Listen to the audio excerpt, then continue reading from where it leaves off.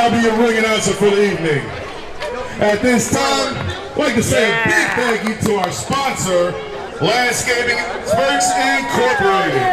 Once again, that's Landscaping Experts Incorporated, Joliet's premier landscape designer.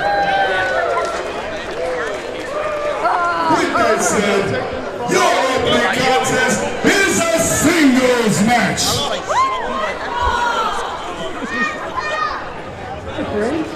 My name's Solomon. Uncle T has been asking.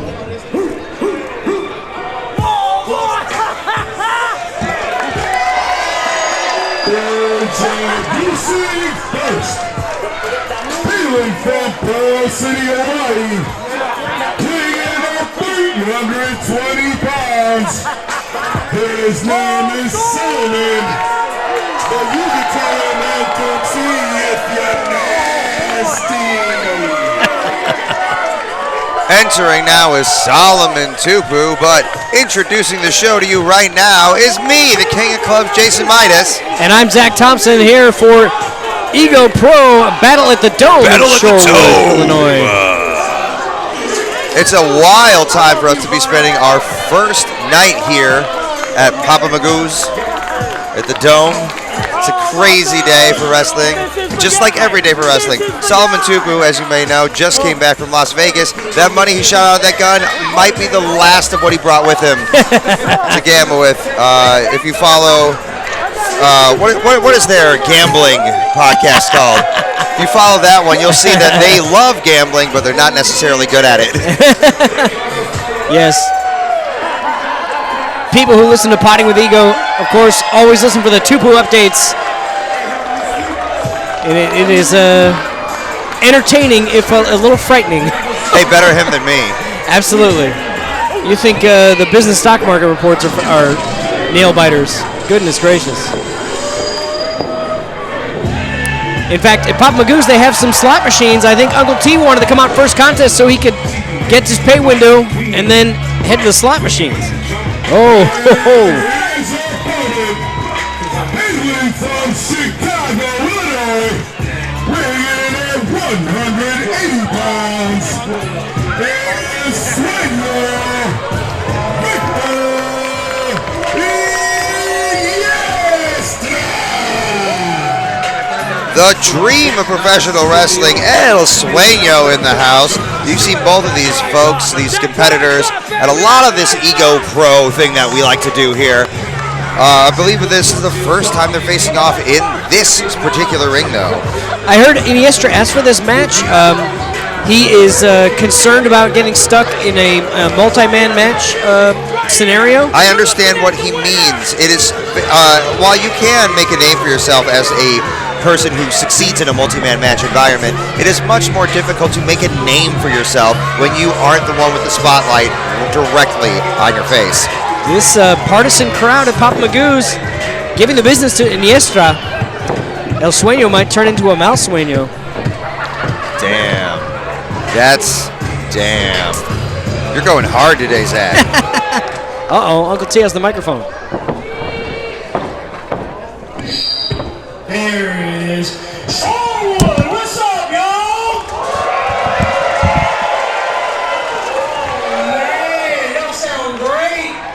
We got some regulars here, we got some new faces, and good old Uncle T's here to strut his stuff. All right, before we get started, I want to do a little do after me kind of deal. You guys want to work with me here for a second?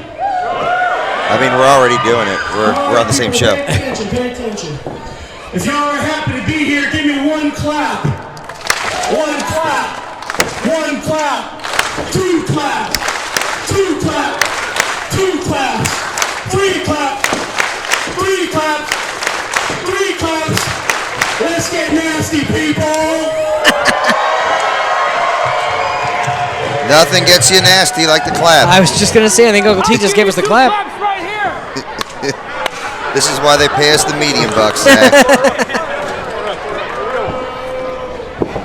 Referee Bryant checking the boots, checking the gear, making sure there's no contraband. And we are off to the races. Ding, ding, ding. Let's get some wrestling. a new phrase I am trying to coin. Let's get some. Yes, while these two competitors have faced off against each other, it is their first one-on-one matchup in their careers.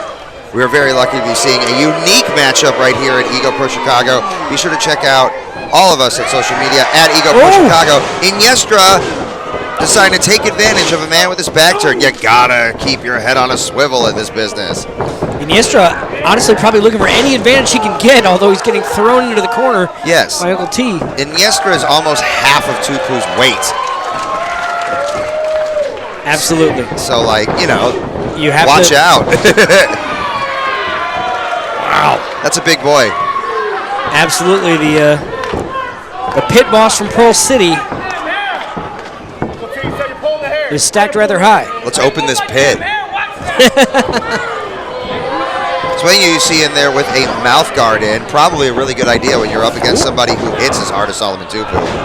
Yes, you're showing that amateur background by shooting on Tupu. Yes, he's an amateur, former amateur wrestler, also a former power lifter. So if anybody can have a really good strength to weight ratio, it's Victor Iniestra. And as we found out Ooh, shoulder tackle from Uncle T. earlier on in the Dome, a heck of a baseball player and pitcher. Oh, really? Not a belly itcher? Oh, man. He might not be able to itch his belly after this. No, I'd be on Dream Street after this, or Sueño Avenue.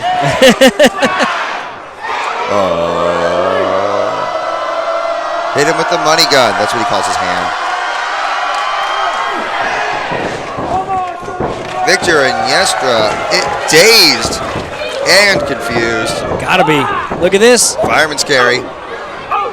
Uncle T's got to be looking for that Samoan drop. Oh, But Iniestra fires back with elbows. He's not quite strong enough to get over Tupu's base there. Up and over, making distance with speed. Samoan drop into the cover. not Kick able out to get at two. three. Wow. Credit to Victor Iniestra. A move like that will suck the air right out of your lungs. Having the wherewithal to survive such an exchange really speaks a lot to him. Meanwhile, what can we say about Solomon Tupu? That is a lot of obvious power on display. He's going to the skies now. Oh yeah, looking to do what I'm going to call a big old squish. Oh, I think Iniestra's biting. I think so Tupu. too. I've never heard Tupu scream. Taking a chunk out of that beef. Sit down, says Solomon Tupu, as Iniestra utilizing the precarious footwork in order to make some space into a, oh, nice, as a combination tope suicida and tope, it's got a name in the spin. Tornillo, it's tornillo. Good work. Tupu's got a bat. Not unfamiliar plunder to the, we are backed up right to the batting cages here. Oh yeah.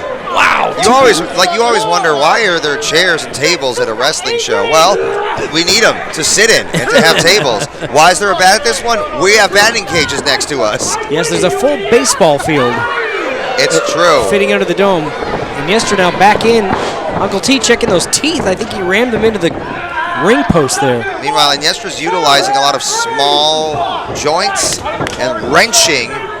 Oh, trying to avoid stuff like that. Exactly. Do you see how high Iniestra is reaching in order to get hit Tupu in the face? This is certainly turning out to be a David and Goliath story. Yes. However, David won that one. Absolutely. But again, Iniestra, I mean, picked the biggest dog in the yard to try and make a singles name for himself here. And wow, with a drop kick like that, he might just do it. Yes, catching his opponent off guard into the cover, kick out of one. Going right back into a front face lock. Again, Uncle T asking for to lead off our event tonight so that he could make time with the slots here at Papa Magoo's. There's a lot. They're from Iowa, right? They are indeed. There's a lot of casinos between here and there. But I'm worried that he might have his eye on a different prize than winning this matchup. Tupu, the big beef boy of the Hate Keepers. You're going to see them later tonight. His partners, Boucher and Marston. But for now, he wants to come away with the win as himself, coming off of his first victory last month. But El Sueño wanted to make a name for himself as a singles wrestler. Not enough power in that power lifter's body. Hey, man, that's Uncle a lot of weight to move. Catching, into the senton.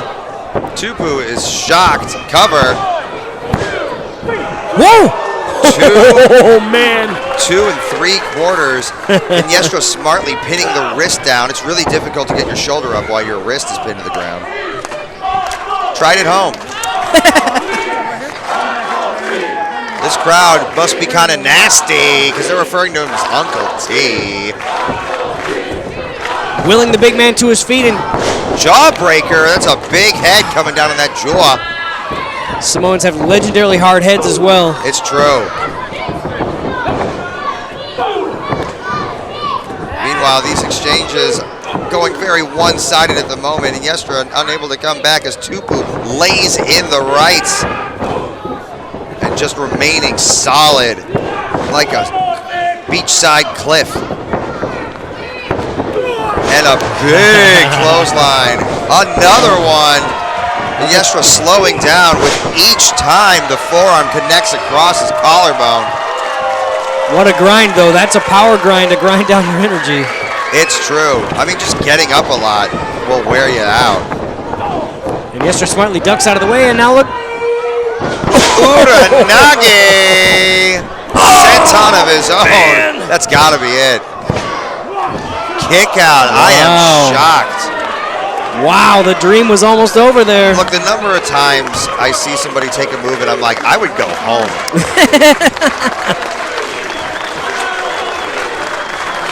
Not tonight, though, and Yestra staying in this as Solomon Tupu has something in his sights. What? Do we want to see a power bomb, Zach?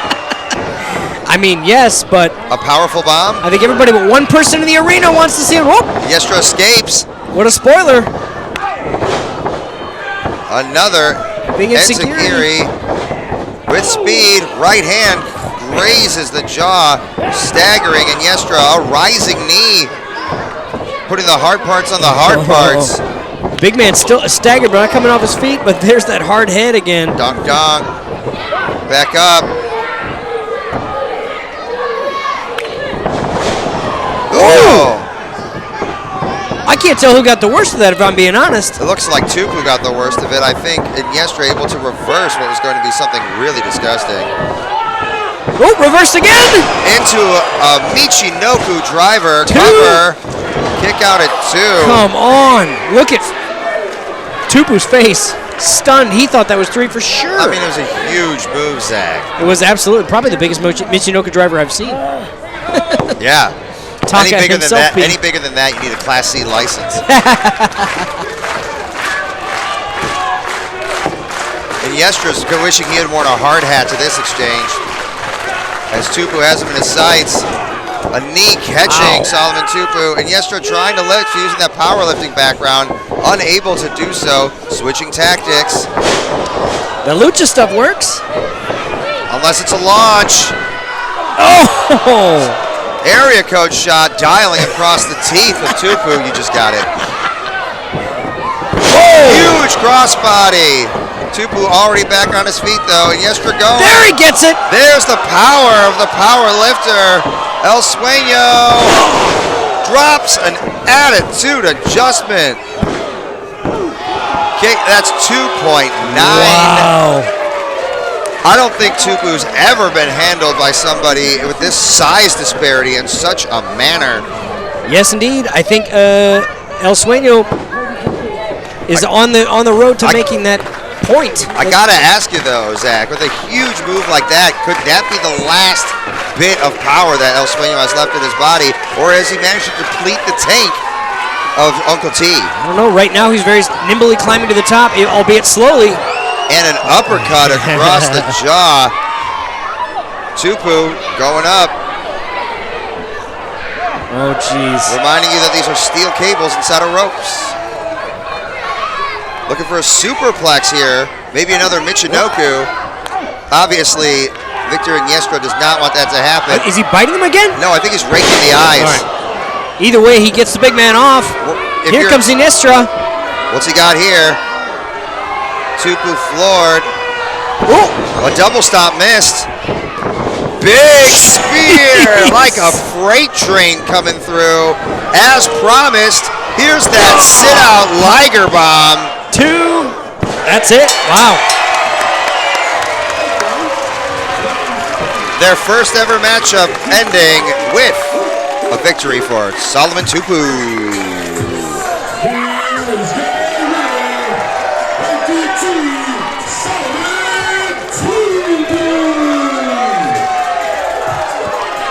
Now he's definitely going to walk over, get that envelope, and lose all of that payday in an hour. But we're so glad you decided to spend your hard-earned money with us today at the Dome. Oh, look at this! Spinaroonie! Who named that? Well, I think Booker T named it that, right? All right. But there was a challenge issued to Tupu, Ego, and I think Coda that they wouldn't do a Spinaroonie, all three of them. And there was some remuneration. So that was the spinner one-y. Yes. For a spinner toonie. I don't know if we're going to get all three men in the ring at the same time to do it, but we'll see. If it happens later, we'll understand why. But what does it have to do with Mickey Rooney? Oh, man. Well, he invented it, right? Oh, probably.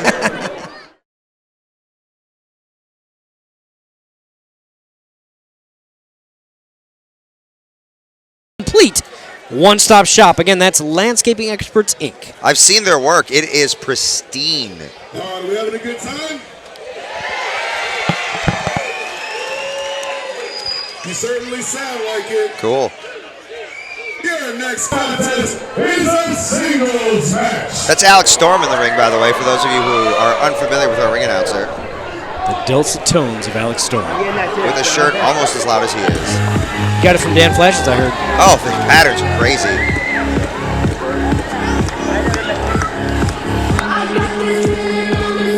Time for Brad Summer to come around again.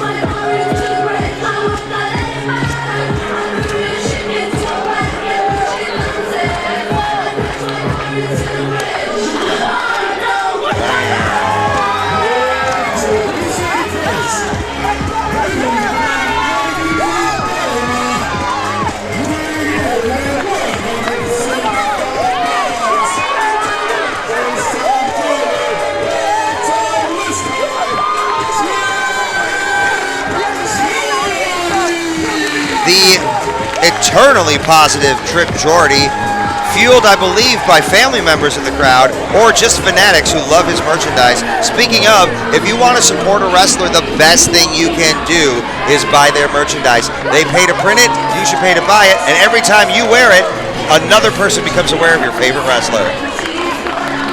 Very well said, Jason Midas. What'd I say? I blacked out for a second. A fresh dew on the face of first-time caller, long-time listener, Trip Jordy. Yes, indeed. Oh, he's been here before. He's calling for a second time. Postman, however, always rings twice. Mine certainly does. Mine doesn't at all. He just get a note on the door.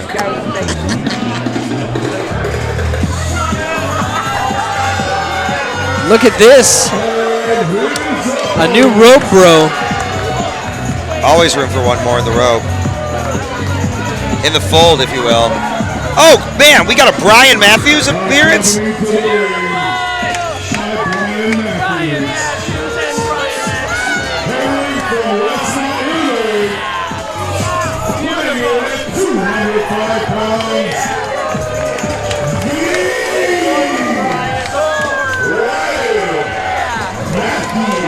you think Brian Matthews is selling merch? I want some. Anyway, meantime, Brian Matthews, accompanying Ryan Matthews, paying dividends in their previous match. A severed limb from Brian Matthews working into what would ultimately end the match. Absolutely. It's not a foreign object if you've met before. Shane Boucher taken out by the subterfuge of Brian Matthews at Olympia Fields. You got to keep your head on a swivel, even more so if it's just a ball and socket joint attached to a mannequin. I mean, a very real wrestler. A very real wrestler. Here, Brian, hold this for me. So, in case you were unaware, I am the Brian Matthews, the most beautiful professional wrestler in all of professional wrestling. And in case you were unaware, this right here, this is Brian Matthews, the second most beautiful professional wrestler in all of professional wrestling.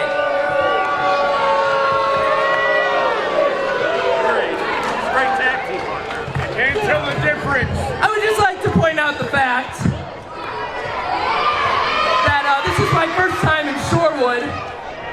sorry. And it's exactly how I thought it would be. It kind of sucks. Also, I would like to point out the fact that this man that I'm going to be wrestling is stuck in 2011. And honestly, it kind of hurts me. It's a little cringy, but that's okay. You guys are going to get a really good show. You'll see the best wrestler, the most beautiful wrestler, the most fantastic, the most charismatic wrestler. So I hope you guys have a good time. Now, Brian is going to sit over here and he's just going to watch. He's just going to watch. But I'm going to get in there, okay, guys? Okay, thank you. Thank you. Thank you. Thank you. Thank you. No shortage of ego here at Ego Pro. It's a thing you want. I'm willing to bet Brian Matthews doesn't stay put. I don't know. He seems like the strong, silent type. Honestly, the worst part about Brian Matthews Tell me the worst part the about hand Brian. position. The hand position? Oh, boy. He just wants a hug. Ryan Matthews. The thing about Brian Matthews is the clothes just hang off him. Ryan Matthews, by the way, looking strong and healthy. He is a hell of a competitor. Despite how you might feel about him, he is a world-class athlete. Yes, competitive bodybuilder as well. Trip Jordy getting in the face of Ryan Matthews. Trip Jordy admiring the style.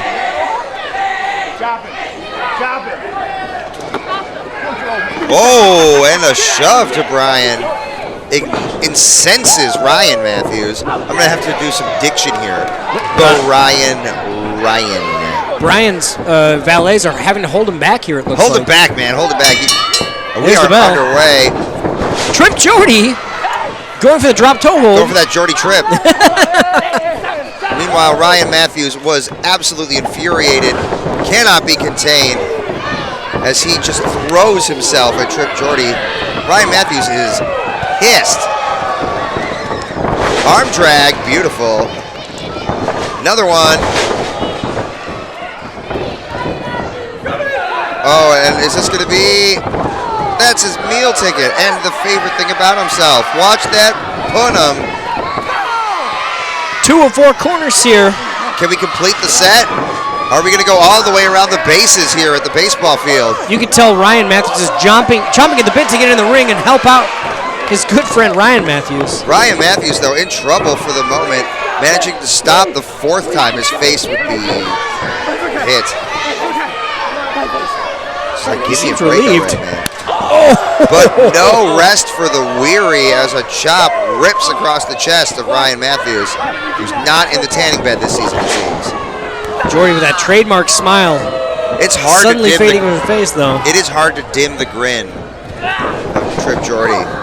But if anyone can do it, it's Ryan Matthews and his violent visage.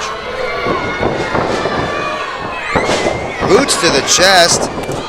Another pair of boots across the pecs of Ryan Matthews. Good thing he's got all of that meat to cushion him, because that was a hell of a push. You said it. I Tripoded did. up in the corner, and now crawling to safety. A triple. Maybe he's going the wrong way, though, to get assistance or some advice from I mean, at the Ryan moment, Matthews. he's just trying to escape and take a moment, which, you know, is a wise move as a wrestler. We have a 10 count for multiple reasons. One, to keep the match moving, but also, you are allowed to take a break for up to 10 or bait your opponent into taking theirs as a pescado. Jeez. Wow. Over the top. Trip Jordy making it look easy. It's not, but he's making it look easy. Just a reminder, if you want to be a wrestler, get yourself trained. Don't just jump the barricade. But Trip Jordy in control, trying to get Ryan Matthews back into the ring, I believe. Does it. As they approach. Look at this. Once again over that top.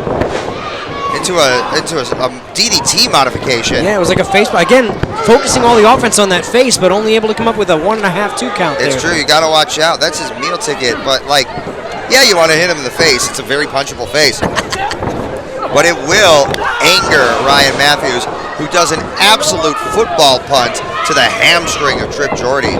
Knotting up the back of the leg, I'm sure, but Snap getting that super- fisherman suplex, too. Look at this. Jordy kicks out at 2. Love a fisherman suplex. You said it. Big boot to the side of the head, trying to switch up the part on Trip Jordy's head. And a big leg drop. Real lower body based offense coming into play as Ryan Matthews takes his time into the cover. Kick out at 2. The symmetrical face of Ryan Matthews. Showing a little frustration here at the resilience of Trip Jordy. I mean, yeah, it's frustrating when you're throwing your best stuff at your opponent and they just keep coming back at you. But right now, Ryan Matthews doesn't seem concerned about what to hit Trip Jordy with, just so long as he continues to hit him. Look at this. Going up, stalling suplex with a jump, making it even more painful. Ryan Matthews into another cover. Kick out at 2.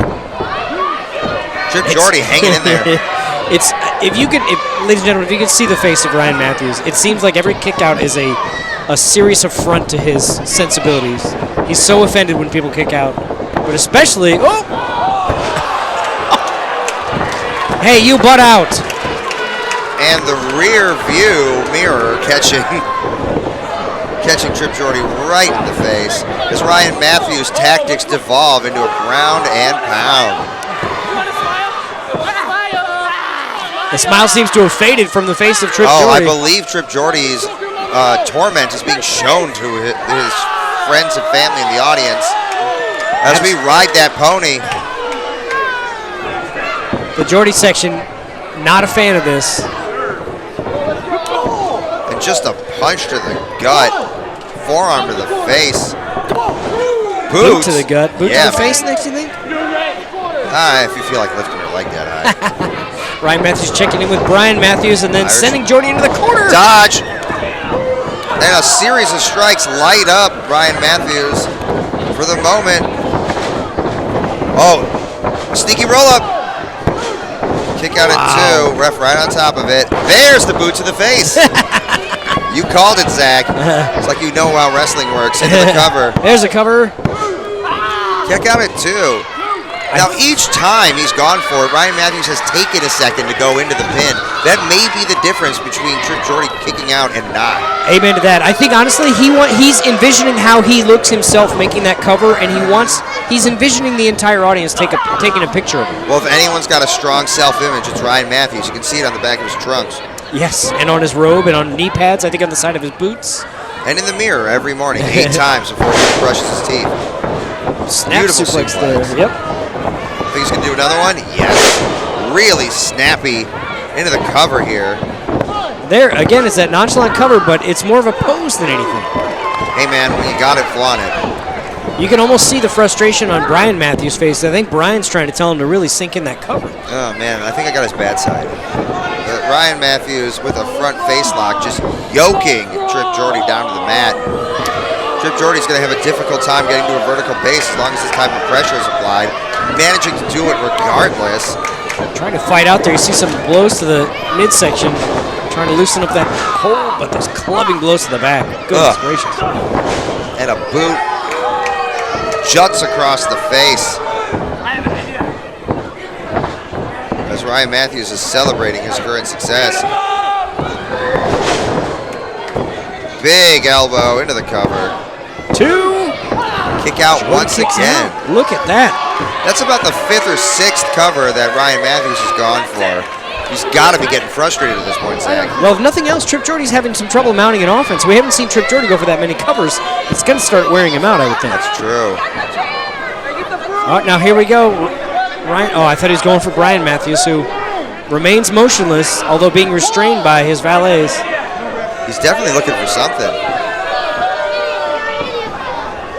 It can't be turf. We have a ton of that. One more side. What would you do if he found the plug for the dome and just let all the air out? I'd laugh my ass off. I mean, there'd be a. He's got the face. He's got the face. The big face coming out to face facts. Things have just escalated now, Zach. They have it, absolutely. Orion Matthews, produced from under the ring. That could also be a Brian. It's Big Ryan. Ooh, and that weapon just missing as a drop kick collides with the hardware. Ryan Matthews more hurt than he's been in a minute. Trip Jordy like Van Daminated him with that. Ryan Matthews said, and now Trip Jordy like a house of fire. Forearms. And Ryan Matthews has to face off against himself now as the big head comes into play. My God, he's broken in half. Cover. 1, 2. Whoa! Even taking his own face to his own face, Ryan Matthews still manages to kick out. Trip Jordy, though, seems like he's got a plan. Setting him up. I think he wants to put... Going for Air Jordy here. He wants to break Ryan Matthews' face, whichever one he can manage. As he goes all the way up. Gonna touch the top of the dome. Ready for a 1996. Oh! Fully committing to that elbow drop and missing the entire right side of Trip Jordy's body. Feeling that mistake. Racked with pain. Can Ryan Matthews capitalize? I don't know. He's more concerned about the big Ryan Matthews face and the injury it might have sustained. It's a Geary. Trip Jordy going back up. What's he going for this time? Oh no, Caught unawares. Trip caught by Ryan Matthews. Manipulated. Strength. Yes, exactly. Huge into the cover. 2. Kick out at Dose. Ryan Matthews can't seem to put Trip Jordy down. He has got to be frustrated. Absolutely. That huge maneuver. It's going for another maybe Death Valley driver here. Oh, Jordy fighting out. Yeah, he's got it scouted. Backing up into the corner. Ryan Matthews trying to shake Trip Jordy off of his back, managing to do so, but just deposit Jordy up on the top. Another boot across the face. He's too pretty for that. What's Trip Jordy have in mind here? I'm more concerned about Ryan Matthews. Jordy says. Holding that. But there's the face! Jeez. The hardware across the noggin into the cover. He gets it. All of that wood, oh my God. Trip Jordy might have his whole nose and cranium broken.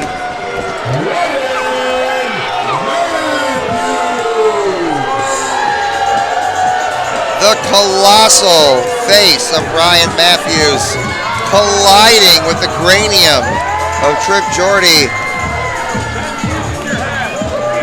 Well, I think if Ego Pro Wrestling Management wants to stop this reign of terror, they need to ban all likenesses of Ryan Matthews from the arena. Good luck with that. He keeps 50 pictures of himself in his own wallet. I've seen that. Yeah. They roll out like in a cartoon. Trip Jordy being escorted to the back right in front of his family. Always good to see a competitor walking after taking a beating. It sucks when you get hurt. We still got 5 more matches here today at the Dome. 2025, and here comes our ring announcer, Alex Storm. Alex Storm. Yeah. If you're having a good time, make sure you tell us about it at Ego Pro Chicago on the socials. We'd love to hear from you, but we'd love even more to see you. Your next contest is a singles match. Hashtag Lucha Lounge. Hashtag Lucha Lounge.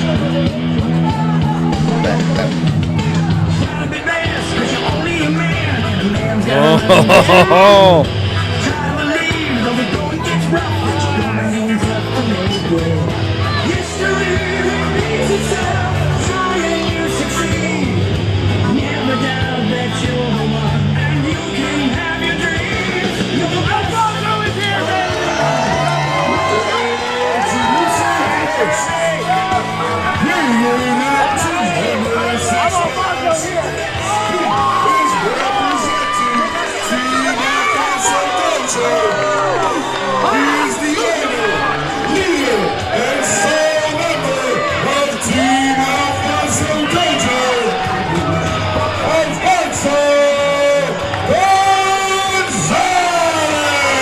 Yes, the sole proprietor LLC, that is Team Alfonso, back here at Ego Pro Wrestling.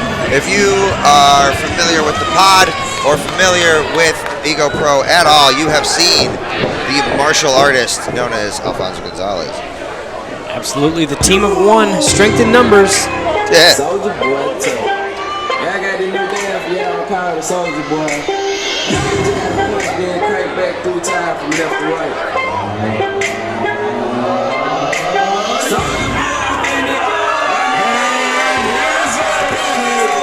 Superman from Chicago, Illinois. I think that's all y'all play.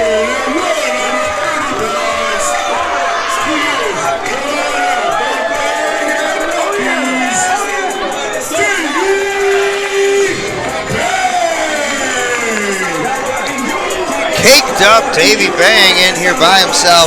You often see him as half of Bangin' Matthews, thus the Bang in Bangin' Matthews. An incredibly powerful and stamina-filled, Jeez. as well as bouncy and explosive individual. I think he heard you. Everyone hears me. I'm very loud. Much to everyone's chagrin. Alfonso asking for this match, Jason Midas. Alfonso not known to do that, usually preferring to practice in the dojo.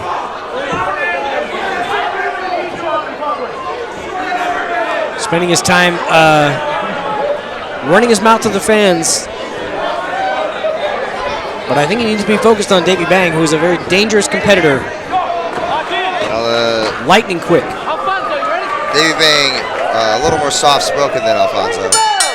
With the bell, we are underway. If you'd like to see some creepy footage of Alfonso trying to do push-ups, Davey Bang's socials this week leading up to this match was his version of smack talking.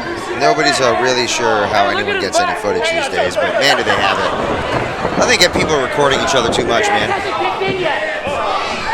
Alfonso also cut a great promo leading up to this match, and then promptly fell down the stairs at the end of it. Hey, man, stairs are tricky. Is this going to be a dance-off? Am I hearing that right? Potentially. Davey Bang hitting a bunch of his moves. What's Alfonso got? Can he bust a move?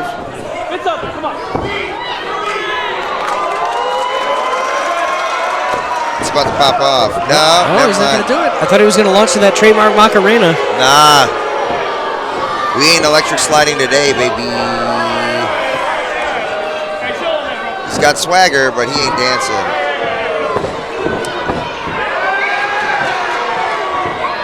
They are booing. The team of one. It counts for more because they're booing an entire team. I think we know who this crowd prefers, except for that couple in the corner. They got a Team Alfonso head there. A much different one than the previous we saw with Ryan Matthews. Yes, a little more tastefully sized. A Brian Matthews sized Alfonso, if you will. Here we go, collar and elbow tie up. Alfonso taking wrist control. I don't know if you've ever had your wrist torqued like that. It is extremely painful. That's thus the amount of control. Davey Bang trying to release the hold with a rope break, but unable to make his way there. Giving up a little bit in weight to Alfonso, so he's having trouble wrestling himself away. But all that said, it's Davey Bang. He'll find a way. Look at this. And more dance moves. It's a dance revolution over here. Backflip. Arm drag. Arm Another drag. One. Into those surgically repaired shoulders. Who said dancing doesn't win fights? Nobody who's ever studied capoeira. That's the one with the hats? I don't know. It's Brazilian, I think. Like the steak? That's right, yes. Again, hard wrench, but those shoulders, I think either one or both of Alfonso's shoulders have been surgically repaired. I believe at least one. Maximum two. Yes, some margin of error in there. Yeah. Plus or minus one. But going to the hair. Alfonso taking full liberty of the 5 count and ending that with a shot to the chest. Referee Ned trying to keep things clean. Front flip Kidding me. over. Wow. He's just showing off. Well, hey, if I could do it, I would too. So, oh my God. Jeez. The rope run broken up by a huge drop kick to the face. Fully connecting, an overhand chop, ripping the nip off. And going to the sky for another gigantic arm drag. Top rope arm drag. Alfonso Gonzalez is not having a good day right now. Whoa! Huh? And Davey Bang managing to punk out Alfonso Gonzalez. Still trying to recover from that huge chop to the chest. I mean, he got also. smoked. I mean, friggin' Alfonso got smoked in the face on that drop kick, dude. Now club to the back of the head. And now, looks like Davey's trying to get Alfonso back in, or at least introduce him to the ring apron. Hello, Mr. Ring Apron. Legendarily the hardest part of the ring. Set the post. I guess I never thought about that. But we all know the real hardest part of wrestling. It's getting paid what you're worth. As it gets rolled into the ring, Davey Bang in pursuit as Alfonso taking advantage of that half second of delay to go to the eyes of Davey Bang. I guess I'll never fully understand why you have a full 5 count to cheat, but there it is.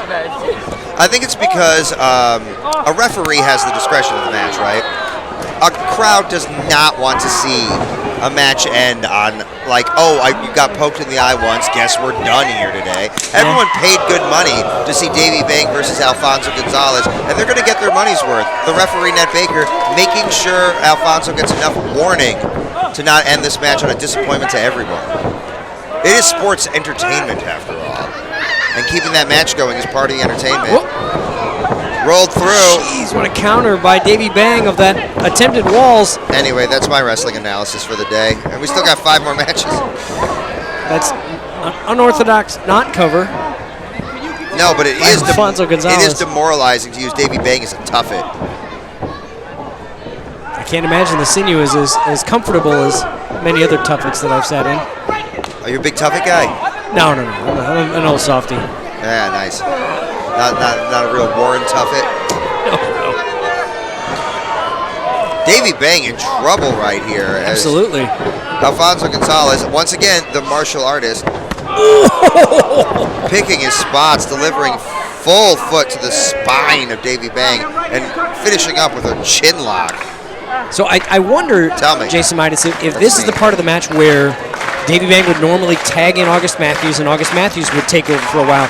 Like, Davey Bang, of course, used to performing as part of the tag team in those very focused and intense but short bursts, in my opinion.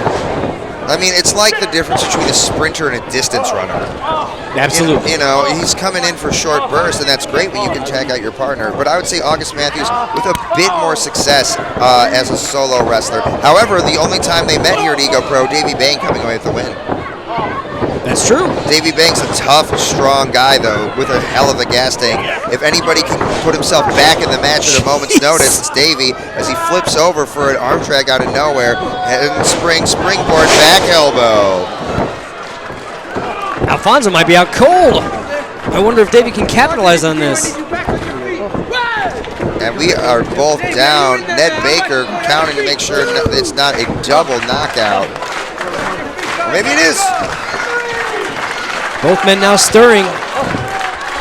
It looks like it's Bang who's making his way up to a vertical base quicker. He's got real strong legs. He's got a real strong everything, including hair game. Davey not letting Alfonso get any offense here as a series of blows rains down upon the face. Going up and over, back flipping over, immediately into the top. A ton of speed, a ton of misdirection into the atomic drop. And a leapfrog bulldog, yeah. Bulldog. Leapfrog bulldog. That should be part of that warm-up, I mean. Leapfrog bulldog. Leapfrog bulldog. What's Davey going for here? Big delayed drop kick a la Isaias Velasquez. Drags him into the cover. 2. Kick out at 2. Now you might be asking yourself, why didn't Davey cover Alfonso right away? Alfonso right away? Thank you for asking me that. So I don't have to ask it of myself. Well, Alfonso immediately next to the ropes. It would be so simple for Alfonso to just reach up and touch that rope. In order to make sure that Alfonso stayed down, Davey wanted him in the middle of the ring. Now he's positioning for something else, but Alfonso rolling up and grabbing a hold of that ankle. I think looking for a dragon screw, but Alfonso dragging Davey in the ring, looking for an ankle pick. What? Cover. Reverse. Reverse again. Cover. As they rise. Oh! Backslide. Kick out. And just a right cross. These two trading punches like they're Pokemon cards. Boom. There's the dance moves. Oh, I thought dancing made you more powerful. I guess only when Davey does it. We're about to find out. Oh, no! Never mind. Big crane kick taking out Jeez. Davey Bang. And now Almost. a little Gritty. Oh! The Gritty brought him back. A rising boot of his own. Davey Bang hitting the MJ. And both men rising kicks. They are dropped once again. Wow. Double kicks to the side of the head, and we're back to the referee counting. Referee Ned Baker right on top of it. This crowd's into it. How could you not be? Only way you could not be into it is if you didn't get a ticket to here at the sold-out Dome. Make sure you get those tickets early to Ego Pro shows. They sell out. Thank you once again for hosting us for the first time here at Papa Magoo's Dome. Out here in Charlotte. What a tremendous facility.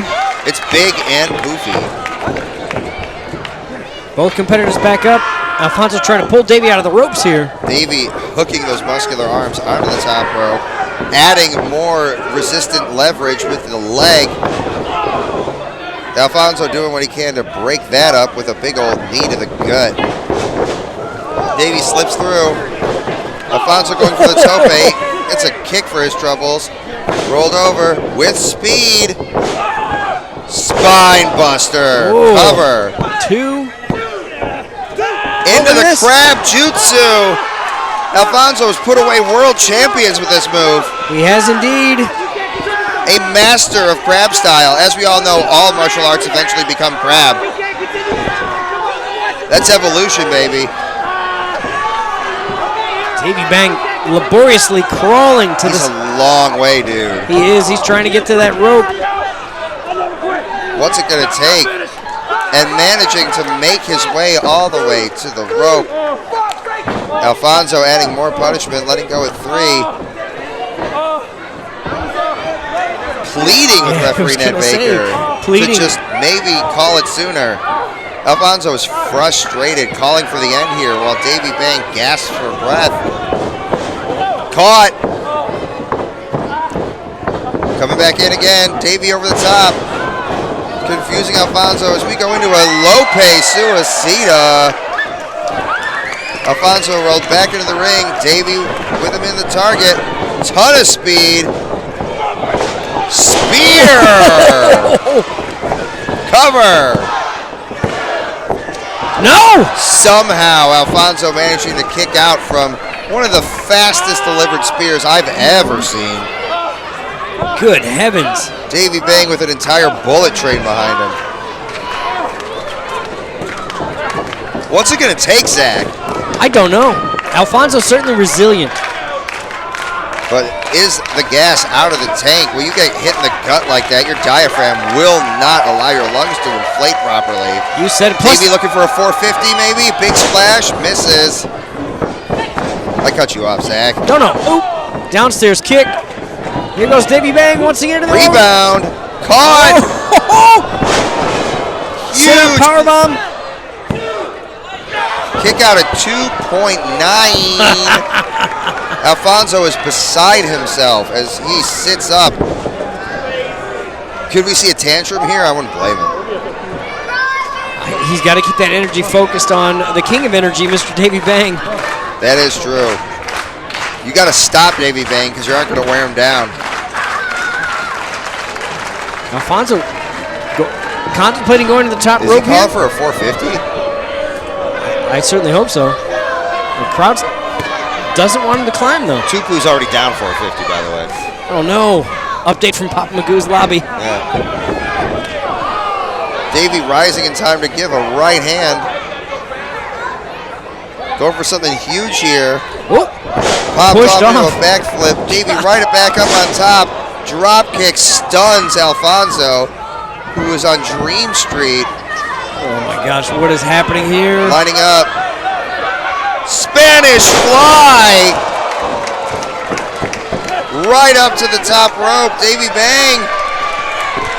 What an homage to Mustafa Ali. And look at this. Big Kobe splash. Cover. What? Somehow, Alfonso Gonzalez managing to fire that arm up on instinct alone. Ned almost can't believe it either, but he's saying that is absolutely a 2 count This instead of a 3. crowd has come unglued at the surprise that Alfonso Gonzalez has not been put down. This speaks so highly to the toughness of Alfonso Gonzalez. He is a legit black belt. There's no small feat, but now these men exchanging blows as they get to their feet. What's it gonna take? That's exactly what Davey Bang's got to be asking himself right now. But again, I think this is the part where he could tag in August Matthews. Not a lot of wrestling going on right now. This is just a fight as Alfonso pulls Ned Baker in front of himself. Oh. Going low between the wickets. Shooting the double leg back into the crab. A full tamer. That's it. Ring that bell. Davey Bang Taps out. Look at the angle of the neck. You got to break the hold, Ned. All right.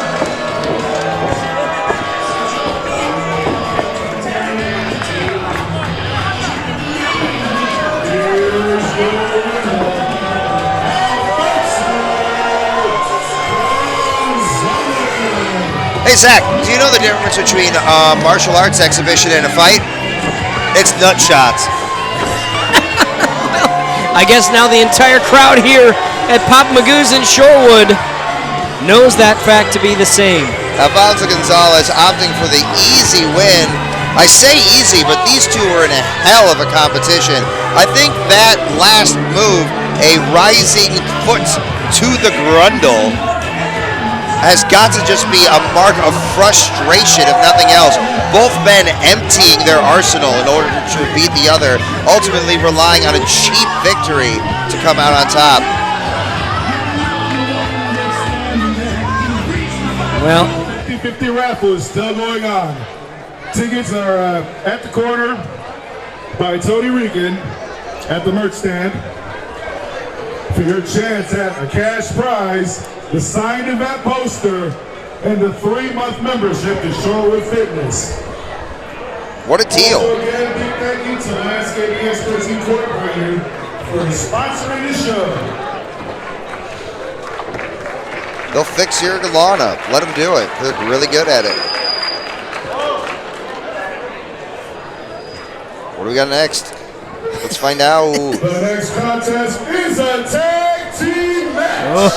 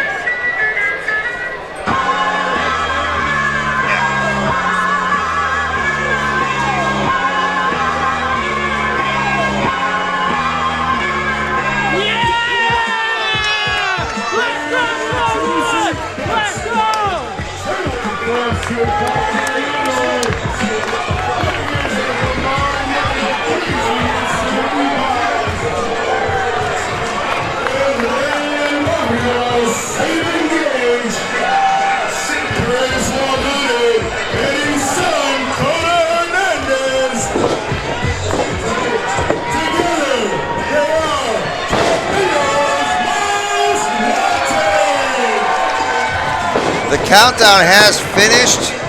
The people with the most successful lucha launch in history, Latinos Most Wanted, adding another step in their meteoric rise in professional wrestling. These two cousins coming out with some serious victories over the last couple years. Yes. They are to be watched. What the hell are these guys? Everybody's all jealous and shit. I'm like the lead singer of the band. Today they are up against Solomon Tupu's cohorts. Take it up with me after the show.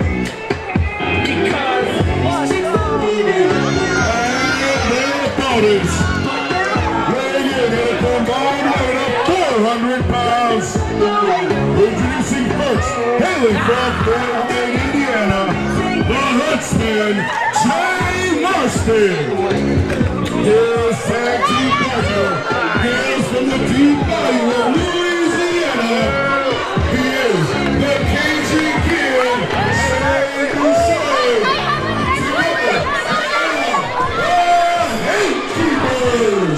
Hate Keepers, not what you kept your math homework in middle school. Hate Keepers, a very serious tag team here. Yes, indeed. I think this is our first look at them as a tag team. We've seen Yes. each of these men in singles competition here, but that's kind of, in my opinion, the story of this match. Of course, Kota Hernandez starting out his Ego Pro run with some big singles matches against Tupu, against Homicide, and now returning to his tag team roots. Latinos Most Wanted losing the BLP Tag Team Championships last night I was there. and looking to make a victory out of this here tonight in Ego Pro, but again, trying to bring into focus a tag team picture in Ego Pro Wrestling. I asked the Hate Keepers about themselves a little bit more, and they said, you haven't seen anything from us until you've seen us together. So fucking tired right now, bro. I don't want to deal with these white boys. Well, I am certainly intrigued. Both are formidable wrestlers. It's true. Iowa's toughest. Absolutely trained by the Black and Brave Academy. As you mentioned, a bit of a protege squad from Uncle T, who also works for Black and Brave. Hate Keepers trying to get some adulation. How long are you gonna post for? Receiving none. How long are you gonna post for? Look at him. Shane Boucher spending a lot of time Hey, it's cool on up that there. middle rope. It's really cool up there. You're the tallest in the room. I'll never know what that's like You should get up on the second rope. unless I become a preschool teacher or something. There's still time. But an interesting lineup.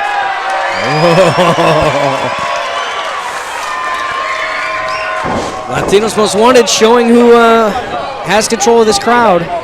Now I'm interested to see how these two Hate Keepers, their style works together. As we all know, Kota and Sabin have different styles that fill in the gaps that the other one has. Kota, of course, a tough streetwise brawler. Sabin, a high-flying, hard striker.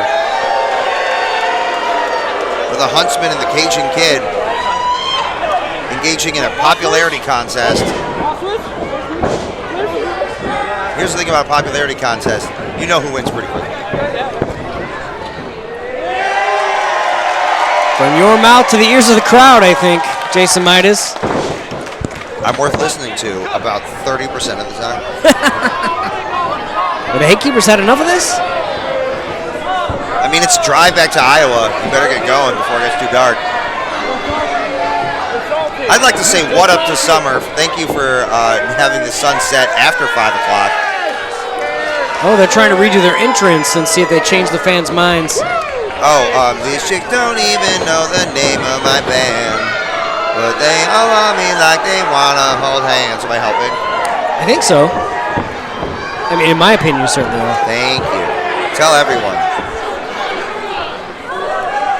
See, the Latinos problem Most Wanted going to do the same thing. problem was they didn't ask for the music to be played. That's what happened.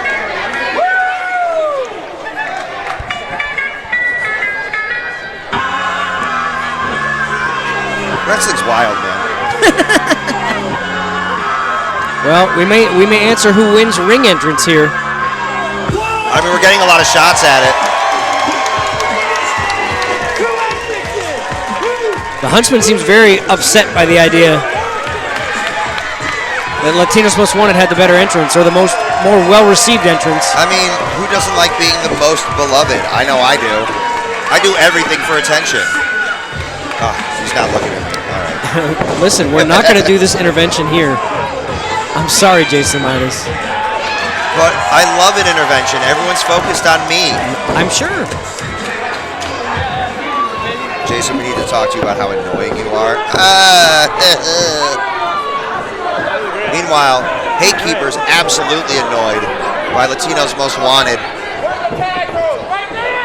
Those are the two guys in the ring who have these as the least wanted Latinos. Last month we saw Boucher in a almost like a good looks contest against Ryan Matthews. But we are off to the races in this tag team competition. You know Shane Boucher is going to be looking to get that win back. Meanwhile, Jay Marston also looking to get his win back. These two are frustrated. Marston came up short against Chico Suave at our last show at Olympia. You find that show online on YouTube at the moment. But the Huntsman, known for his explosive power and for climbing up on the top rope and gesturing, apparently. Peace signs, the peace signs. V for victory. Ah, that's it. V for Virginia. A funny third thing. At the moment, Coda Hernandez, Prince 100, facing off against the Huntsman, Jay Marston. Strong lockup. The Kid Prodigy now flipping out into a bit of an arm drag. A bit more of a man prodigy at this point. Head drag, changing directions, ducks underneath, elbow missed. Coda with speed, diving shoulder tackle, floors Jay Marston. Wow, Sabin Gage really celebrating alongside his cousin. Almost flew out of the ring there with that leap. You gotta love that. Now, if anyone can fly out of this, it is Sabin Gage. He is bouncy. In comes the Here goes the tag. In comes the Cajun Kid, Shane Boucher. Shane fell to Ryan Matthews, and more specifically, the leg of Ryan Matthews last month. Honestly, I think this contest is also a good place for. Whoa! A huge Alita, followed by a drop salt from Sabin Gage. Quick tags from Latino's Most Wanted, making sure nobody gets too tired as they attack from multiple directions. Shane Boucher with nowhere to look but up at the lights. That was like a ping pong match, for heaven's sake. Love ping pong. And now both of Latino's Most Wanted focusing their offense on the Huntsman. Wheelbarrow into a Rana as they both have the Huntsman in their sights. El Rey del Barrio connecting, followed by Prince 100 with a spinning Uranagi. Here we go. Check this out. This stuff is cool. Up, over. It's cool. Amazing work by Latinos Most Wanted. That's what we call being in sync. There's a cover. Is that who you said you're going to Vegas to see? In sync? No, Backstreet Boys. Unable to get the 3 count, however, but what I was going to say is this is a bit of a reintroduction for Sabin Gage, who has been on nearly every Ego Pro show in multi-man matches again, but he's a tag team specialist, a high flyer, and alongside his cousin, they can be extremely formidable. Again, I mean, you can learn each other in training, but that's a whole lifetime. Here comes another tag. Again, intelligent tag work from the travel team of Latino's Most Wanted. might be taking too much time here, though, in my opinion. No, that's a tight headlock.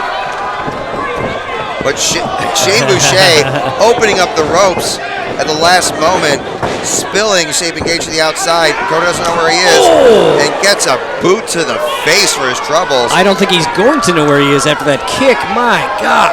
But we know he's in Shorewood, Illinois at Papa Magoo's. Thank you again for having us. This is Battle at the Dome. Battle at the Dome. The best dome since the Dimsdale Dimmadome. With that quick move opening up the ropes and that huge boot to the face, the Hatekeepers have found themselves an opening, and they are looking to take advantage. Into the cover. They're trying to lose that popularity contest with the audience. Hey, You don't win matches on popularity contests. You win matches by putting your opponent down for 3. That's real, but sometimes that audience can be a bit of a third tag team member in this scenario. It's true. They say the audience is part of the architecture of the space. Shout out to Viewpoints. I went to theater school. Now it's the Hate Keepers' turn to keep that ring cut off, taking more of a deliberate pace up against El Rey del Barrio. Sabin Gage is in trouble here, staring at the midsection of Shane Boucher as the fists rain down upon his temples and head. Jay Marston counting him off. There's 10, I think. Oh, look at this, El Rey del Barrio. While Jay Marston, not paying attention, managing to wiggle out. Tag o'clock. Gage in trouble here again, like you said, with a ring cut off. Excellent tag team wrestling, isolating the opponent. Isolating one partner from the other.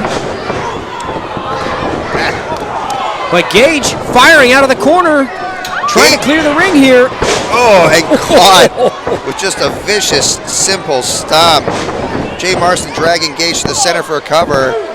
Kick out at 2. Now anybody can switch into another gear immediately. It is Sabin Gage, but this time it did not pay dividends as Marston caught him up in the corner.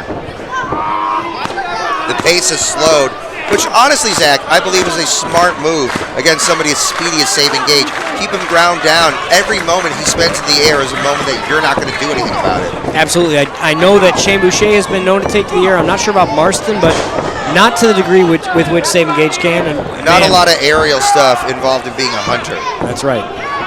But if you knock the head off of Sabin Gage, I mean, that beats everybody. Maybe except for Brian Matthews. Brian Matthews, a very good wrestler without a head. Maybe the Huntsman hoping to take a trophy back and mount it on his wall with all the shots to the head we're seeing. There's a lot of trophies to be had here at Ego Pro. Snap air. And a shin colliding to both shoulder blades brings in the attention of Kota Hernandez, who breaks at the pin and immediately removes himself. Not letting Shane Boucher get that one. This crowd coming alive. Boucher in excellent position with that rear naked choke maybe, but he's really got it sunk in and he's got his body weight across the back or along the back of Sabin Gage and the head twisted. I mean, really hard thing to wrestle your way out of. When yanked all the way down to the mat, you got to get your legs underneath you, and with your opponent pushing all of the pressure down.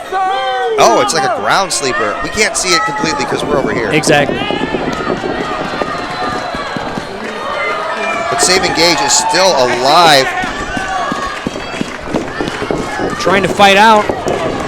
Huge elbow to the hips, pushing everybody back.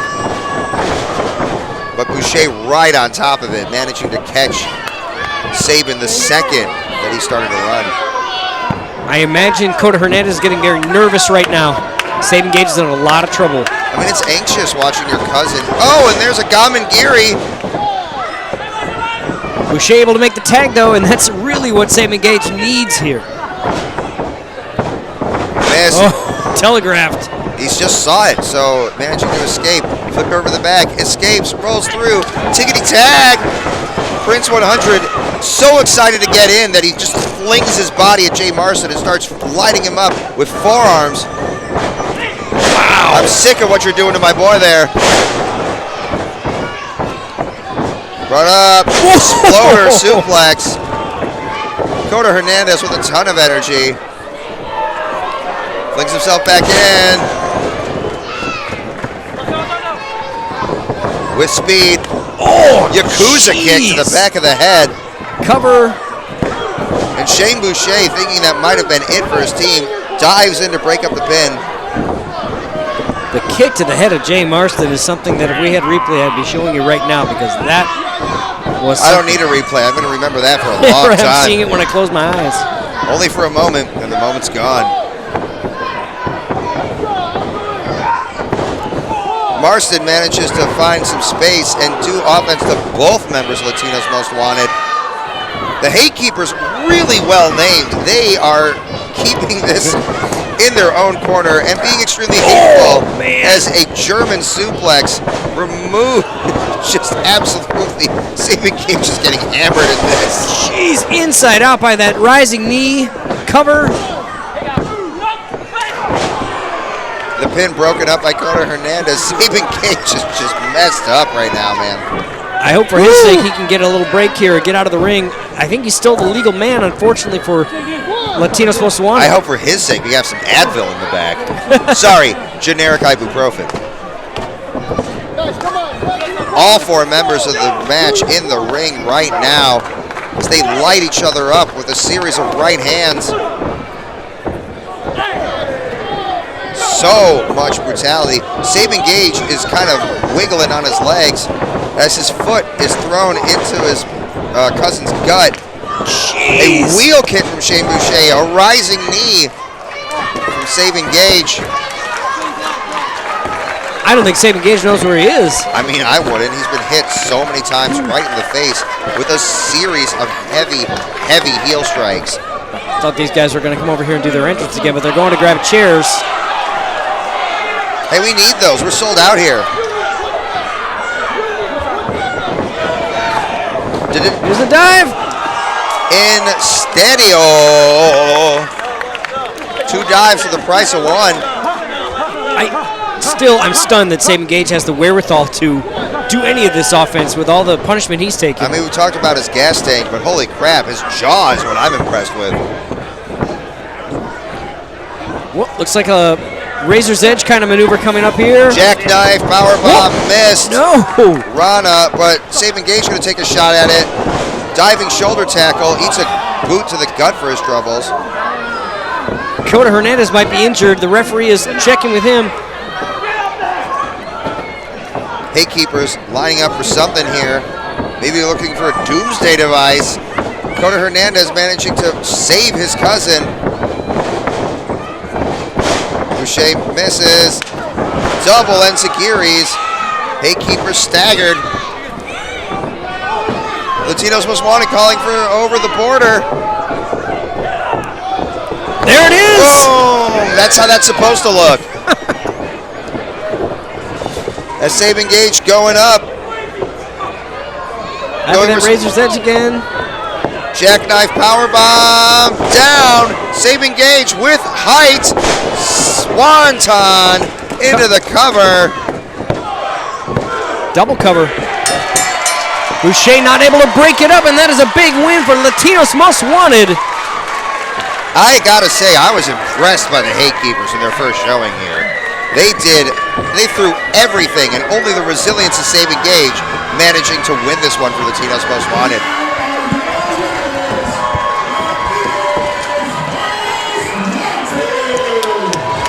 So happy to have Latinos Most Wanted back here as a celebration underway. The Cousins on a collision course with the entire tag team division here in Ego Pro Wrestling. Once again, I am so happy to be bringing you all of this action here from Papa Magoo's in Shorewood, Illinois. Thank you once again to our sponsors and everybody who came out to buy a ticket here. You're the reason we do this. And in specific, you here at Papa Magoo's in the GoPro Dome, the cleverly almost Ego Pro Dome named dome. Ego Pro Dome. Exactly. 381, the official attendance for tonight. Outstanding. Shorewood, congratulations. And we didn't even need to run it. We still could, though. I imagine there's one somewhere here in the dome. Alex Storm making his way to the ring to bring us our next contest. Let's give it up for Alex Storm. He's doing a great job. Outstanding work.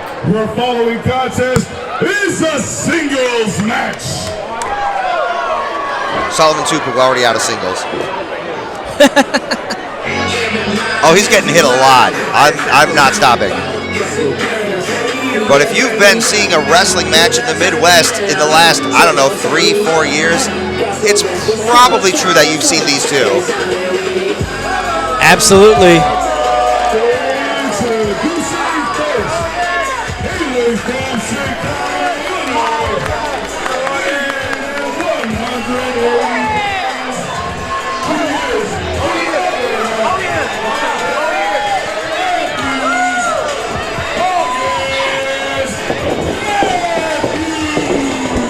August Matthews, the young savant of professional wrestling.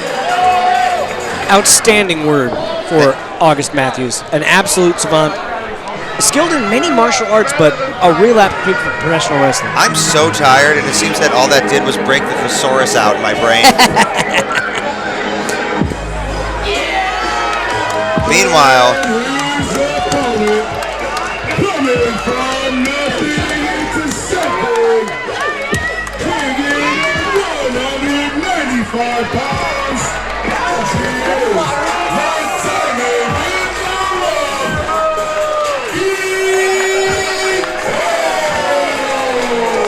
Rafael Quintero here has been really on a hell of a tear this last year. The past 6 months even, he's working every weekend all over the country, putting himself through absolute hell. What does that do to your body, Zach? I'm surprised he came out and announced at 190 because he looks much bigger than that. He looks to be in outstanding shape.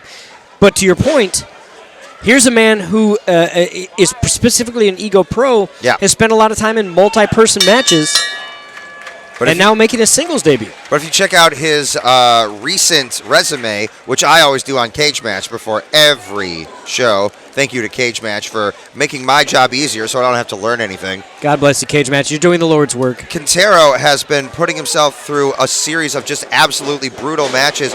Not to be that said, though, August Matthews has been booked every single weekend of 2025. No surprise. It puts your body through hell, but it puts your brain into an incredibly receptive learning state.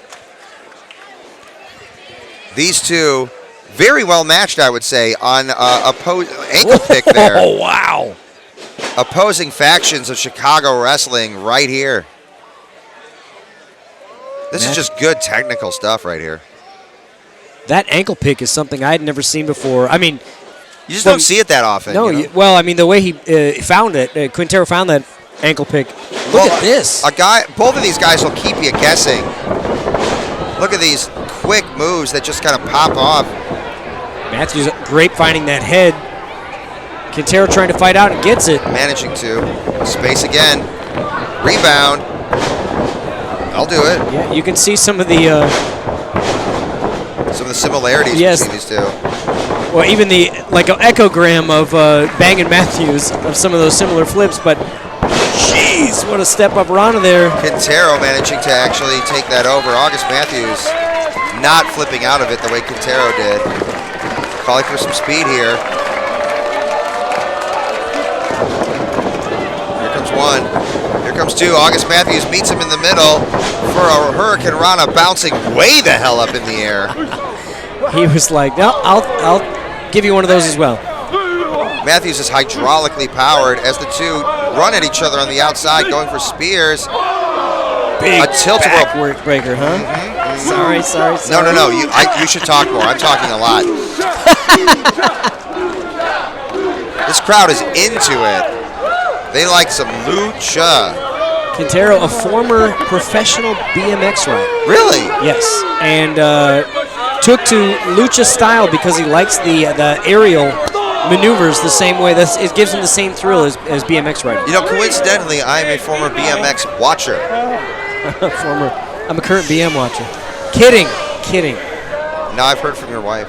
A massive chop. Wow. Reddening the chest of August Matthews, who, of all things, escapes by rolling into the ring. Yes, the safety of the ring. But some lucky fan's going to take that nipple home, I think. Hey! Excuse me, Mr. Matthews, can you sign this? Just give it back, kid. Quintero missing with a chop there. Getting one of his own. August really wanted to hit him with that one. You could totally tell. It's like, you see what this guy just did to me? Matthews huge. Back showing the story of that big backbreaker on the outside there. Oh, yeah, absolutely.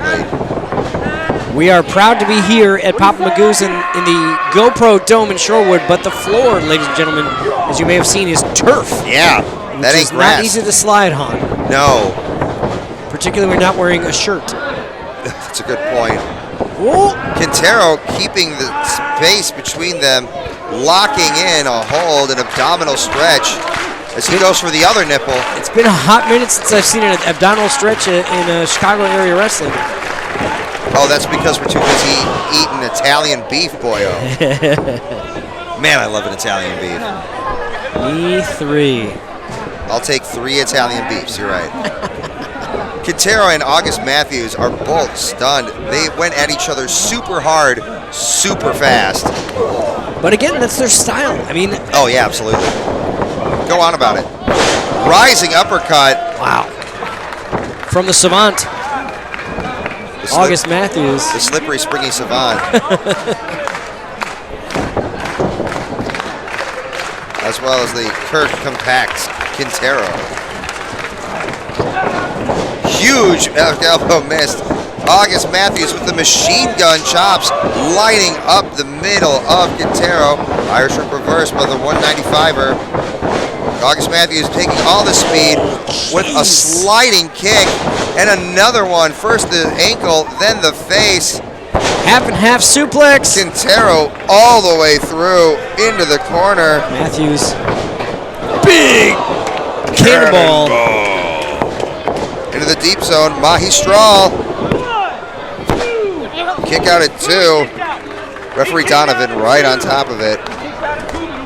If I was referee Donovan, I'd be sitting in the corner taking a breather because I can barely talk about this. I'm not sure, like sometimes stuff is so amazing, I don't know how the ref remembers to do anything.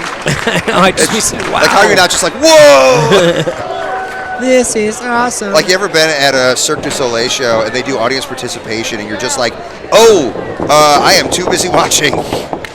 Huge rising palm strike to August Matthews as Quintero goes to get him from the top. Club to the back. Oh, those hurt. Those hurt so much. In my opinion, probably worth it to cut August Matthews off of whatever he was planning from the top rope. But August Matthews looking for a sunset. Quintero has it scouted, backflipping out into a shotgun drop kick. Good heavens. Right in the throat area of Matthews. That might have taken the wind out of him. I mean, August Matthews has a hell of a gas tank, but if all of your air is gone, you ain't accessing it. A Godman Geary for the troubles. Inverted Rana. Quintero with speed. Jeez. A modified Shining Wizard. Kick out at 2. That would have knocked me the hell out, Zach. I'm surprised it didn't knock August Matthews out. The Savant now writhing in pain from that huge knee to the back of the neck. I mean, yeah. Jeez. August Matthews is in trouble here. If Quintero keeps this kind of violent pace up, he's going to come away victorious. This crowd is just simply, in a word, into it. August Matthews grabbing the ankle to keep Quintero from going up. Quintero Not kicks enough. him off. Look at that. But August back up while Quintero focuses on the climb. Popped off again. Whatever Quintero's doing, it better be painful. Because he's going for it a lot. Just a stiff shot to the gut. He was rocked by that. August Matthews not giving up, though. Continuing to chase Quintero as the two square off up on the top.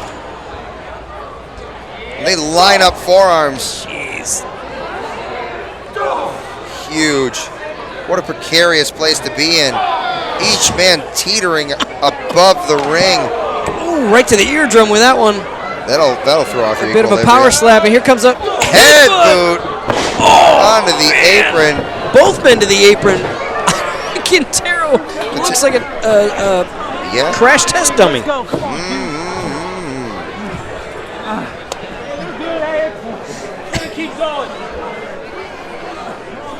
August Matthews crawling to his feet as he spies Quintero on the outside, who is not doing any better. The look on his face, too, just tells the story. Quintero meeting August on the hop with a shoulder tackle. Rolling over. Whoa! Backflip. German. Some really creative offense going here.